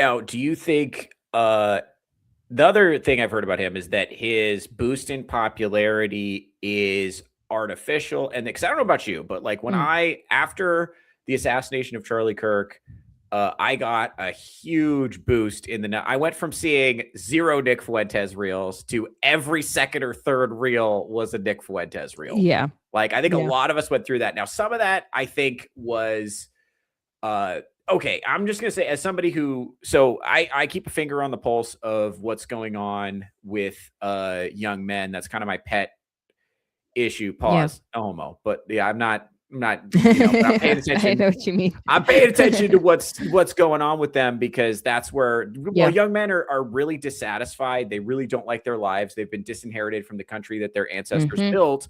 And so young men are where revolutions come from. So I pay a lot of attention to what's going on with them. And that's also who listens to my show. So I'm paying attention to what they're going through. And I think a lot of them considered, I didn't realize how impactful Charlie Kirk was with a lot of these young guys. Like I have a little nephew who's like 13 years old, and he was like bawling hard tears when Charlie Kirk got popped. And I was like, I didn't know he was big like that. So my theory, so to some degree, I think a lot of guys considered that an act of war. Oh yeah. And they wanted somebody who was a little more hardcore than Charlie Kirk. They were done being nice. I think a lot of guys. I think I was the same way. Yeah, and I think Same way. something you said is that one of the things that people like about Nick Fuentes is he doesn't pull punches. He doesn't care about what other people think. He doesn't care if he hurts your feelings. He doesn't care about the liberal social order, which says being an ist or a phobe is the worst thing you can be. And he doesn't care about any of that. So maybe that's what's causing his rise in popularity. I would say it's partly organic, and then there's the, how these other podcasters and influencers would pretty much like talk about Nick, right? It's like, it's almost like clickbait. So the more you talk about Nick, and the more other podcasters talk about Nick, the more his number is going to grow. Like, oh, where did he say that at? Let me go looking for him. And then Pierce has him on, and Tucker has him on, and he's making sense in a lot of areas. Yeah. But the thing about it, the reason why he's able to grow this much, specifically after Charlie, is because Charlie kept our extremism at bay. We've been so infuriated with Trump and the MAGA movement for a minute now, for a while. And Charlie knew that. And he was telling that to the president. He was telling that to JD Vance. He was telling that to the entire coalition. Look, they are turning on MAGA. They don't like Israel. They do not like these policy ideas. You have to do something about affordability right now.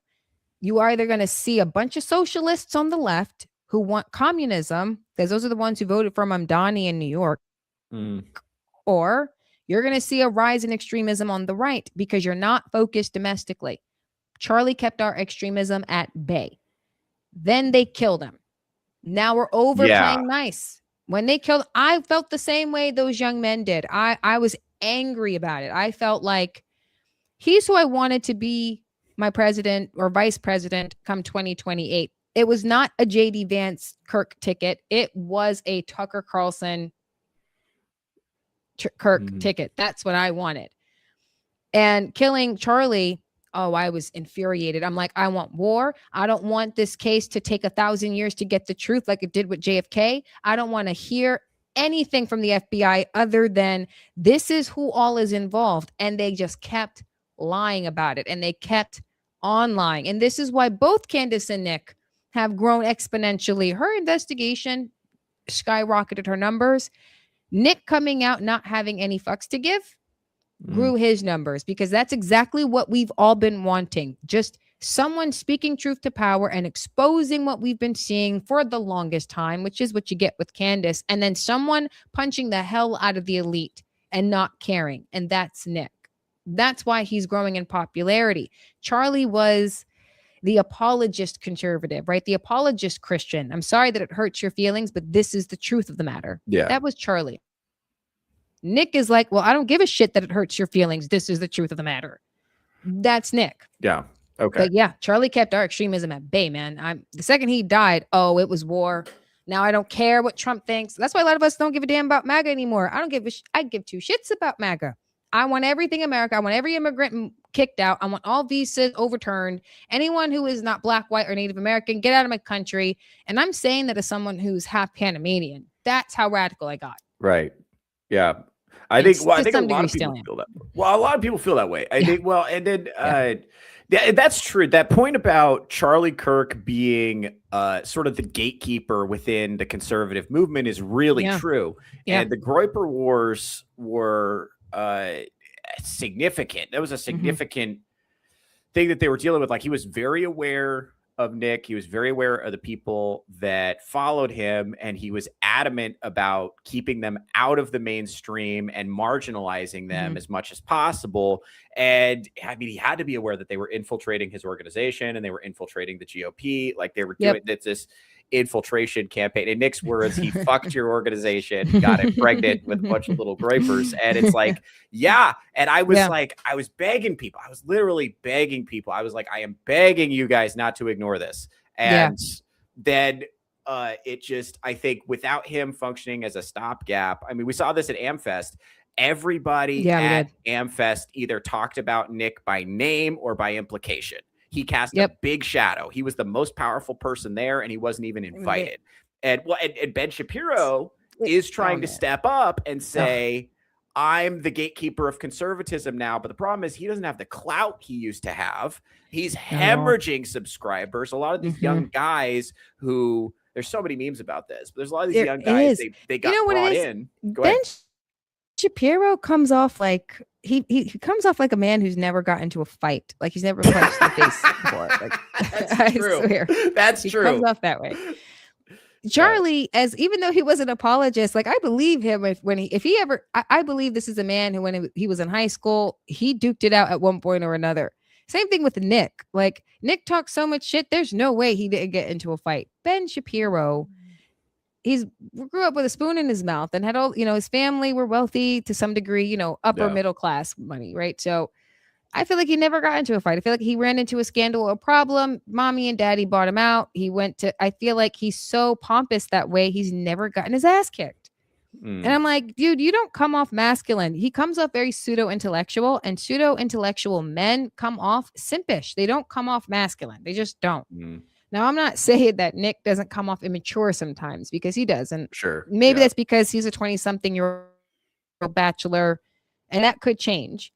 So I try to give him some grace in that regard. Maybe he'll go from being Paul to Saul one day. Yeah. But I'm like, nah, he looks like he could beat the shit out of Ben Shapiro. And that alone, if I were a dude, why I wouldn't subscribe to Ben. That alone, even if he weren't an Israel first, America first traitor, I probably wouldn't back Ben. If I were a dude, personally, I wouldn't. I'm like, dude, you look like you could get your ass kicked. Like, I don't believe you. I'm not buying it. Yeah. Like, I guess Go Yeah, push some weights or something.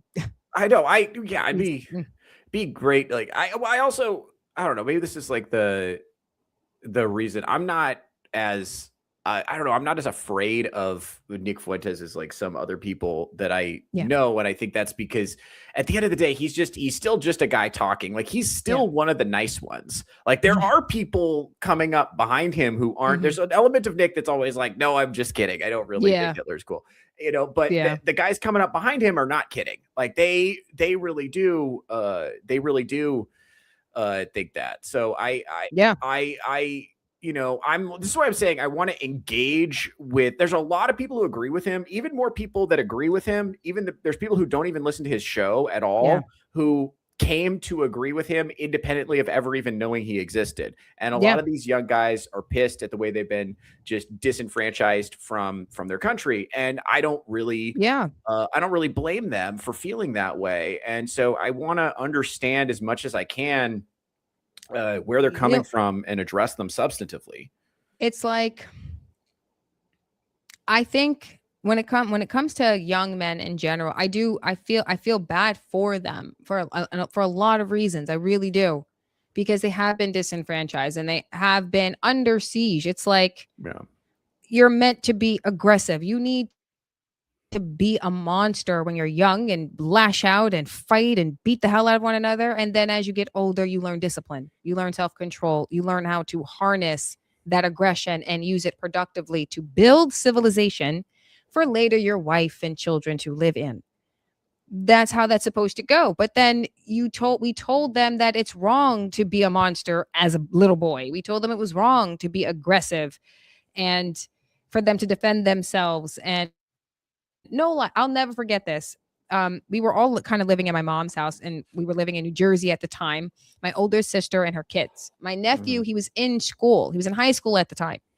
And this asshole student recorded a private moment of my nephew while he was in the restroom and shared it with almost all of their friends around high school. Now, he beat the shit out of that kid that caught him in the private moment. He beat the shit out of him. But what did the principal and the dean say? Oh no, that's violent and you can't do that. They were so ready to kick him out of school because he beat the hell out of this kid. When he came home and they told me about it, because I had gone to work, came home, and they told me, I'm like, I hope you whooped his ass. I said to my nephew, everyone's like, no, he's not supposed to do that. He's going to get kicked out. What do you mean? Yeah. His privacy just got violated by someone he thought he trusted. He needs to kick his ass. This idea that, oh, talk it out. No, that's how you do with the girls. Sometimes boys need to be boys. Beat the shit out of them. And so even in high school, the deans and the principals and all of that stuff, they're trying to get them to temper down their aggression. I'm like, no, they need to know how to defend themselves, to stand up for what is right. What was right was kicking that little boy's ass. Why are you telling him that his aggression should get him expelled from school? Why was it a bad thing for young men to defend what they know to be right? Why are we telling them not to do that? And that's what young men have been going through for decades in America. And then when they do reach adulthood, after being told they're not allowed to be aggressive, you don't want to give them job opportunities because they're not Black women. Like, Yeah. what? They can't go to the right schools because they're not DEI, they're not Black women, they're not Asians, they're not any other demographic. So they have no financial claim in the civilization that was built by their ancestors. Oh yeah, no, I completely understand where they're coming from. This is why Nick is so appealing. Yeah. Do I think he's the guy to lead them in a revolution? No. Nick Fuentes is no George Washington. Yeah. To put it lightly. Yeah, I'd say that's accurate. Do we agree, Right. chat? Yeah, I can tell he's- Selena's upset. Yeah, Shout out he's- Selena, friend of the channel. Oh yeah, sorry. I mean, sorry, not sorry, but I. We you know, agree he's- Nick Fuentes is not George Washington. Do we the- have a point? Right, in he's like a common? John Adams. He's like a John Adams. Benjamin Franklin. He's the brains behind the operation, but you need a soldier. Yeah. I'm not even saying that was Charlie either. I don't know if he would have been Washington. I don't know. Maybe that could have been him had he made it to the White House, whether as VP or as a president one day. I don't know. Yeah. But because it looks like we're headed is a huge unrest Yeah. for whatever the reason might be, whether it's to fight, Islam on the rise or the Zionists or whatever. It's not Nick. Nick isn't. And if this is going like the American Revolution, though the ones who drafted the founding documents were in their 20s and early 30s, Washington was much older. He had seen some things. He had fought in some wars. He was different. He was an older man. He was like 50 or something. He had at least 20 years on the founding fathers. So I'm never going to look at Nick Fuentes like he's the George Washington. You're the guy who writes the founding documents and the Constitution and draft the Declaration of Independence, but you're not the one that leads our soldiers to battle. That's not him. Who that is, I don't know. But someone's got to do it because Nick can give the young men, a hope as far as what their future could look like. But he's going to lose grip on them if he keeps leaning into things like, American imperialism and this idea of our soldiers will go in and destroy this, that, and the third and take what's theirs. If the young men don't believe in American imperialism, which I don't think they do, they just want America to thrive. They just want their country back. It's nothing to do with American imperialism. If he keeps leaning into that, he'll lose them. If he does, but I don't know. I get where those young men are coming from. Someone's got to step up. I don't know who it's going to be. It's definitely not going to be a female. That's why Erica Kirk being CEO was retarded. That was the worst decision. Yeah, and I've pointed that out numerous times on this show too. That was so stupid. A ridiculous amount of pushback from my audience, I will say. That is the most controversial thing I have ever said on this show with my audience is when It's I like- criticize Erica Kirk. We're not even criticizing. We're not even saying she's a part of what happened to him. This was Right. just as a business decision. This was a Yes. bad idea. And then you can't bring her into it and then say because she's the widow, she's free from criticism. Oh, thank you for saying that. But woman, Oh. you put yourself in the public. Oh, You you did hear that that, when chat? you were a private citizen. I had nothing to say. No, I don't care because I don't care how she grieves. That is her prerogative. That Yeah. her the way she grieves is not what's up for judgment.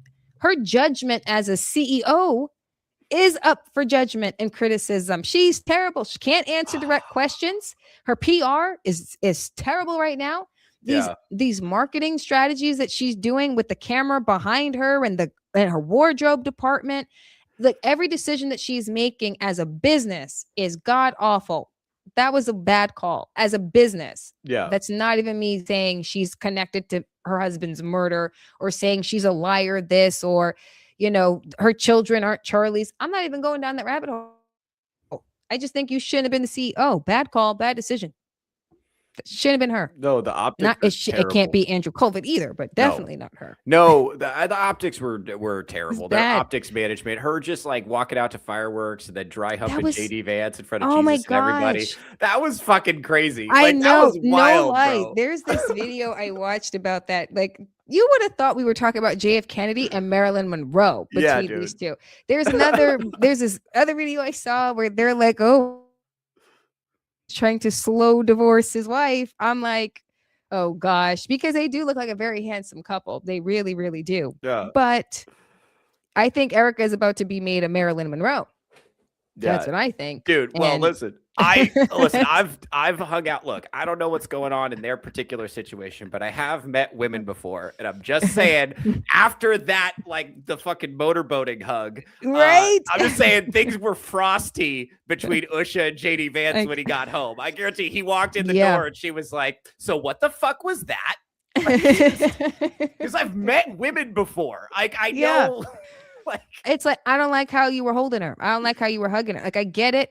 I understand she lost her husband, but I don't like how you held her. That's how I would be. I mean, women are very territorial over their men, and it's okay for us to be territorial, especially because we know how women could be. This is why women don't need to be gossiping about their husbands or boyfriends to other women, because women can be trifling. They'll try to take your man from you. And that's what it looks like Erica is doing. Like, I don't think she wants to date her ex. I think she wants JD Vance. That's what I think. But he's married. She doesn't care. That's what I think. That's what I think. But she better play it smart. Otherwise, we're going to be looking at her like she's Marilyn Monroe to his JFK. That's what it's looking like right now. Yeah, well, I think a lot of people are seeing it as she's in the wake of her husband's death. She's accumulated a lot of power and money to herself, and I think she has really embraced this role of being in the spotlight. Yeah, she has. And you know, when she's asked tough questions, a lot of times her answers aren't that good. But you're not allowed to say that because shut up, she's a grieving widow, and the army of simps will come out and defend her. Women are not falling for it. I've noticed by and large, the people who are coming for her neck are like other men. I'm like, why? Like, aren't you the same? Like, what's so ironic is that the manosphere tells women that they need to confront women. Here you have women confronting a woman. Don't do that. She's grieving. She's now a single mother now. I'm like, shut the fuck up. We are telling you she's a terrible CEO. This was a bad call. We're not even accusing her of being a liar, that she lied about the baby, that she did this, that, and the third. It's a simple business decision. She's terrible at it. She's not good at the job. It's okay to call that out. She chose to put herself in this position. Why is it wrong to call her out?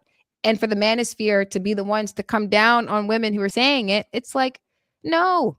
She shouldn't. Now she's creating her own church. She claims it's because when she goes to church, she's not really feeling the sermon. I'm like, the same way I felt the kind of way when Beyonce opened the church of Beyonce, I'm feeling a kind of way with Erica creating her own church. It's skeptical. Something's fishy. I don't like it. My antennas are going up. Something feels off. My discernment is like going off crazy, like Gator. Like, it's just, I don't know. Something's up. I don't like that church that she's trying to build. It seems funky. And like, she just makes it worse for herself by making every new decision that she makes. And then I remember this podcast that she did with Charlie, where she was talking about how women should follow their men. Now all of a sudden it's step into the future. You're meant to lead. And she's got this girl boss attitude. Yes, like, bro. I just saw you in a podcast with your husband saying, don't be a girl boss. What the fuck? Where did the switch happen? Like, did you see that town hall with her and Barry Weiss? I watched the whole thing. And there was a woman who asked her, there's a woman who asked her that exact question. A young woman's like, hey, you advise women to stay home, especially when they have young children. You have young children right now and you're out girl bossing it up. So which one is it? And she gave this long, meandering, nonsensical answer. And then nobody asked a follow-up question because she's a grieving widow. You know what was so stupid about her response was that there was a legitimate answer to that question. The provider of the household was just gunned down. I have to do something to provide for my children. I have to do something. Like when my stepfather passed away, me and my twin sister, we were kids. They both worked, but my mom didn't have to go hard, to provide. She had a husband in the home, and they valued family and education. We always had family dinners. My mother was never exhausted. She could be present for her children. When my stepfather died, she had to step up. She had to go harder as far as being a provider. There was a legitimate answer to that question. She didn't have to go on this whole diatribe. The main provider of the home died. I had to step up and do more and earn because their father died. And someone could have said, well, you have all this money and you could have just lived off the money. Another good answer to that question would have been, my husband was a good steward of his followers' money. We aren't rich. He worked. He's not working anymore because he's dead. I have to. That would have been the end of it. It would have been such a great answer. She would have gotten such a round of applause. And despite the fact that we disagree that she's a CEO right now, that would have been a legitimate answer. She couldn't even do that. She was feeling like Kamala Harris, like, oh, look, there's the moon up there. And AI means AI. Like she's a blonde, blue-eyed Kamala, man. That's such a good analogy because I didn't clock that until recently. But yeah, her tendency to give long, meandering answers that don't lead anywhere is right. Very, very Kamala Harris. I also never bought that. I never bought that Charlie was the leader in that home because she's quite a bit older than him and he doesn't have a lot of experience with women. And I can tell you, as a guy who's dated older women when I didn't have much experience with women, you're basically powerless. And you could tell in the advice he would give to young men that he didn't really understand what the young men were up against in terms of the kind of women they were actually dealing with. Like his advice was very much in line with what you hear at a lot of Protestant churches now, which is, servant leadership and basically being a leader in your home means being a doormat for your wife. And I'm like, I believe you when you say that, Charlie. Honestly, I do think there was a shift though, because I think that's why he was looking toward Catholicism and looking into it a little bit more, because there was a change in even the way that he was engaging on campuses. There was definitely a change. If he became a Catholic, I don't care how much older than him she was, fall in line or bitch, I'm out. I'm taking my kids with me because I believe that I should be raising them.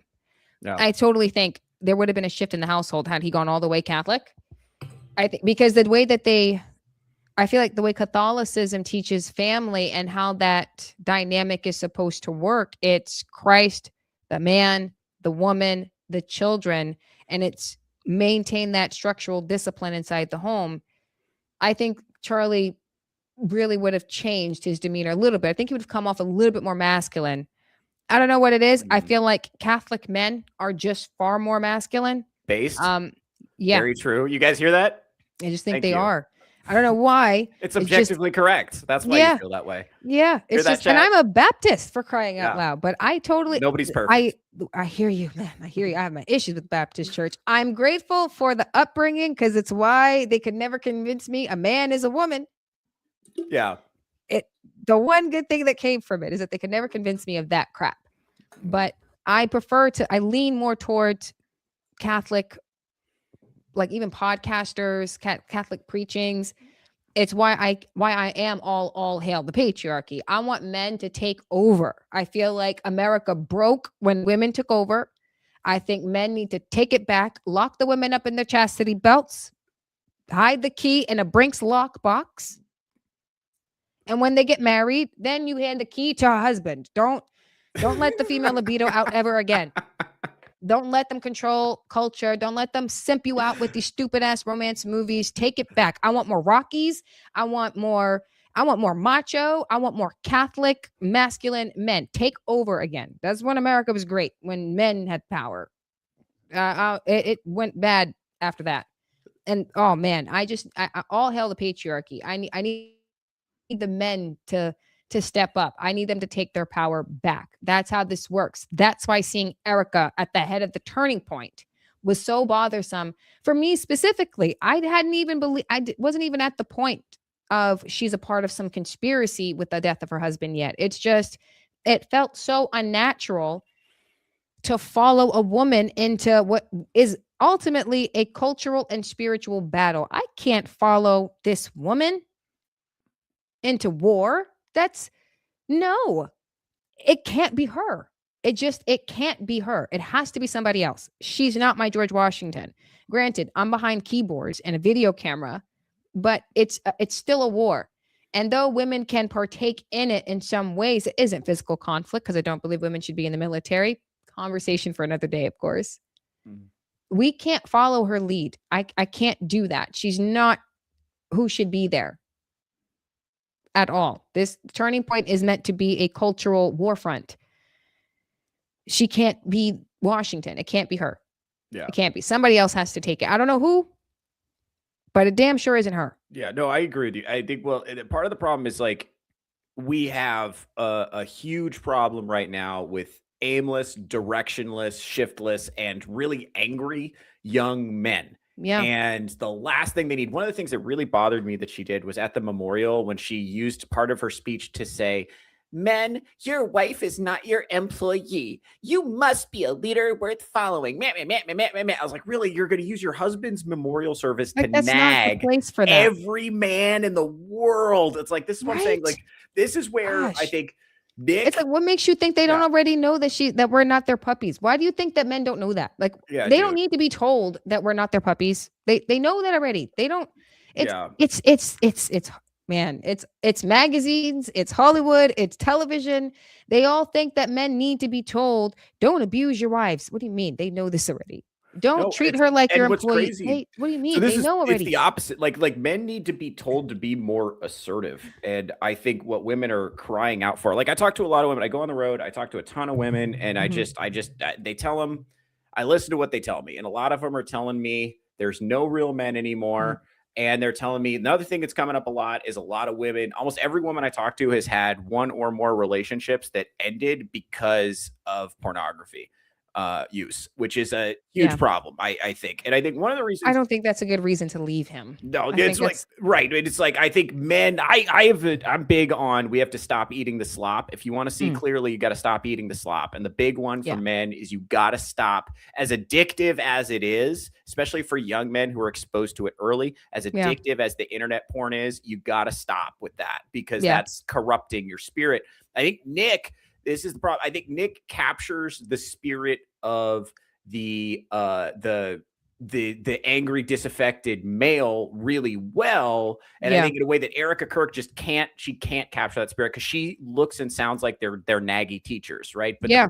the problem with Nick again is like, even though some of his critiques of the behavior of modern women in the feminist era are Mhm. broadly correct, the fact that he's like not married, doesn't Yeah. have any immediate plans to get married, Mhm. really actually, I think in a No way that lie, he I'm doesn't hoping see. he marries Alex Jones' daughter. Yes, dude. I would love really that. do. I'm like, yo, I that's would gonna love be that. a match made in America first. Yes, dude. Well, it diminishes him in a way that he doesn't realize that he's Yeah. not. It diminishes him as a leader in a way that he doesn't Yeah. realize because he doesn't understand the way that ordered integration of men and women makes both parties more virtuous, and it gives you a God ordained outlet for your sexuality, and it There puts is- it it's towards like- its divine purpose. Because there's a divinity inside of marriage. I think that's the problem of when we let government inside of marriage. Mhm. That he's not seeing the benefit of, one that I'm trying really, really hard to get to. But ultimately it's like, no, there's a divinity that comes with marriage and with being like the head of a household. It's more than just like a figure of speech. It's like, Yeah. there's something if you think differently, like the stakes change. Yeah. Like as a single man and as a bachelor, it's not that he doesn't have a stake in the country because his ancestors did build this and he is still paying taxes as a person in America, as a citizen. We do have a financial stake in America. But when that's all that you have, the way that you really put your opinion out is like one way. And personally, I do believe he comes off like in some ways he's another victim of an ism, Mhm. you know, and I think that's why he comes off as brass as he does. Why, like the recent comments about, barely legal, or it's like, no, like these people came at your neck. They killed him in other ways. They debanked him, deplatformed him, killed a career before he could even have one, made it so impossible for him to live his life.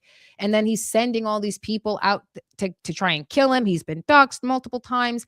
So much has happened to him that he just doesn't give a shit. That he says whatever. He doesn't care about any other victim at all. It's just what he thinks. And it's like, no, I completely understand where he comes from, because I'm like, you're no different than any other victims of isms that I'm listening to. You're all woe is me. You're focused on the enemy, not giving a damn about collateral damage. I do think that will change when he's married. Now, he made a fair point to Pierce when he said, considering how volatile his life is, to bring a wife and children into that would be unfair. But it's like, it's worth it, because there will be a shift and a change in how he handles things. I think the way that he speaks will change, and it'll be easier to have his back more, because I know he wants to start this America First organization. He said he wants to start it this year, and I'm on the record saying I want to work with him on that. But it's hard to get people to give him some grace, because he says a lot of egregious shit.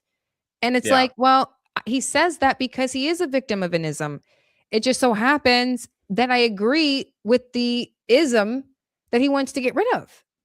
But if he can't rein that in, he's going to have a problem. If the only way to rein it in is through marriage and being a family man, then this man needs to get married and have kids right away. But I'd argue that that would be the solution for a lot of young men. The problem that I understand that they're having is that young women today don't want to play their position. I don't think they need to be told not to be abusive. I don't think men need to be told not to treat us like puppies. I think they know this already. They're not like, you men aren't dumb. You know that you can't beat on a woman. You know that already. So why do we have to tell them not to treat us badly when they know this? You know, it's one of the reasons that Erica Kirk is so bad at messaging when talking to them. That's the first thing. And the second thing, it's like, woman, you're not playing the position you told us women to play. So you shouldn't be doing this. I do think men should be worthy of the submission a wife gives. It's like there's such a tremendous transference of spiritual power from a wife to a husband when she submits. She needs to know that she's safe enough to do that. But at the memorial, not the place to say that to men. If they ask, well, why can't you be submissive? Answer the question honestly, but understand that that is the role of a wife, to submit to him. Should he be worthy? Yes. But he knows that already. Why are you telling them that? They already know they have to be worthy. Why do you think they don't want to get married until they have a good, decent job, till they know they can buy the house, till they know they can afford to have children? Men are holding back marriage because they don't feel worthy enough for it. That's actually, they don't need to be told that. Astute. Yeah, that's a very astute piece of analysis that I think a lot of women miss. I spend a lot of my shows talking about the man-woman problem and the dating space and stuff like that. That was how it started. It's the women. It's the women. You were right. Yeah. And so it's just like, I just want people to, I want people to be able to play their position and make the best. Actually, if you ask the chat, I cape for women and stand up for women way more than I should. Like I would tell you to stop doing that too. I know. Everybody does. There's so many memes that have been made of me photoshopped into like a white knight suit of armor, like because I cape for because I view it as women have been propagandized to behave. I think it's morally ordinary women in a culture that has basically fed them slop for morality. And so they're just acting like they're just embodying human nature. And so I'm sympathetic to that to a degree because it's making them unhappy. But also, you know, as a single man, it's like fuck, man. Like trying to date these chicks is because you're rough. Like, these bitches be bugging. Yeah, but I get to a degree. I'm not.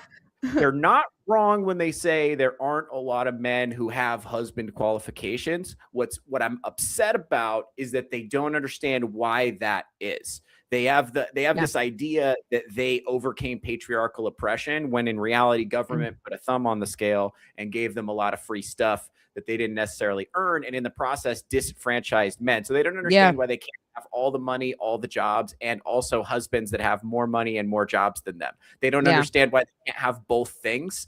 It's like, why can't I? That's the problem I have with women. I won't even lie. Sometimes you like some of the comments you make remind me of my older brother because because the women in my family think he's a misogynist, but then I'll go hard on women in general, and he'll be like, "Well, damn, like I'm the misogynist." Yeah, for real. Like, Yeah. dude, no, stop being so damn nice to these women. No, no, like, no, they are manipulative. They, oh my gosh, they try to trap you. Like even, I mean, I didn't know about this case because, you know, these are ratchet black people. So why would I know?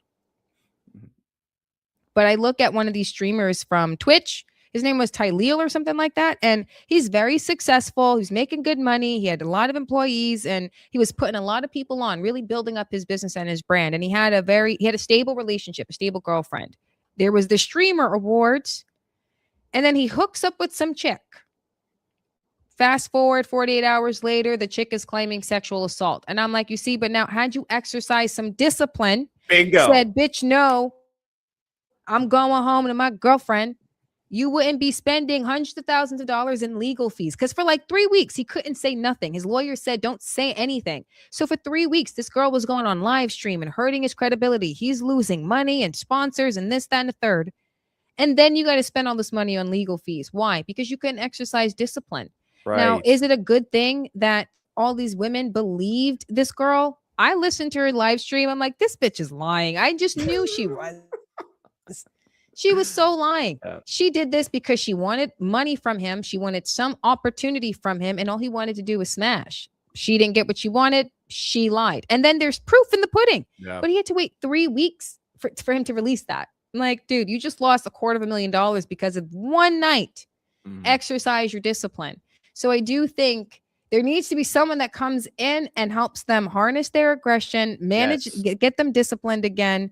Me personally, I don't look for men to be 6 feet tall and make 7 figures. No, I just need to know that you're good, Christian, and that you work hard. That's it. I don't really care. Whatever. As long as you can help me take care of my kids, because I'm the person who wants to have a whole bunch of them. I don't want to go to work. I want to stay home with my kids. They're not going to public school so my son can come home and say, Mom, my name is no longer Brandon. It's Brenda. Right. No. You got to know. You just got to work hard so you can go to work so I can raise your kids. That's how I feel about men today. But most women don't think like that. They're like, no, but I want a career too. Like, no. I want to stay home. I want to raise my kids, your kids. You work hard. That's it. I don't need you to make 7 figures. I don't need you to be 6 feet tall. Women today suck because they want the Matthew McConaughey's and they want the Idris Elbas and the Tony Starks of the world. I'm like, you're asking for something and you're not. It's not like you're a 20-year-old virgin. You're a 32, 35-year-old woman who has a body count that's high and you want a man who's making $1 million a year? F out of here. So it's crazy. As they get older, their standards get more terrible absurd and they get more rigid and inflexible and harder to deal with and just I just and need it's- masculine, Jesus loving, and works hard. That's it. That's all. Like it's not a lot, but humanity doesn't need that much. It's culture that told these women that the whole world. But I'm like, even Phyllis Schlafly said, yes, you can't have it all, just not all at once. It's like, yeah, you have to choose. What do you want first? Yeah. Okay, so you had the career first. Now you want a husband. Well, you have to lower the standards. But if what you want is to be married and to have kids, then why are you being so damn unreasonable? Yeah, what I didn't understand is like this could be like my fucking cougar fantasies at play, but I've always thought colleges should be full of like 20-year-old men and 40-year-old women. That's who should be going to college because I mean, really, yeah. Because you have this finite window where you can procreate, and then after your children move out of the house, they're not, or as they get older, they're not nearly as dependent on you for every little thing. And you actually need to nurture independence. But here's the thing, during that time, you've acquired life experience, skills, complex empathy, problem solving, family dynamics, all this stuff.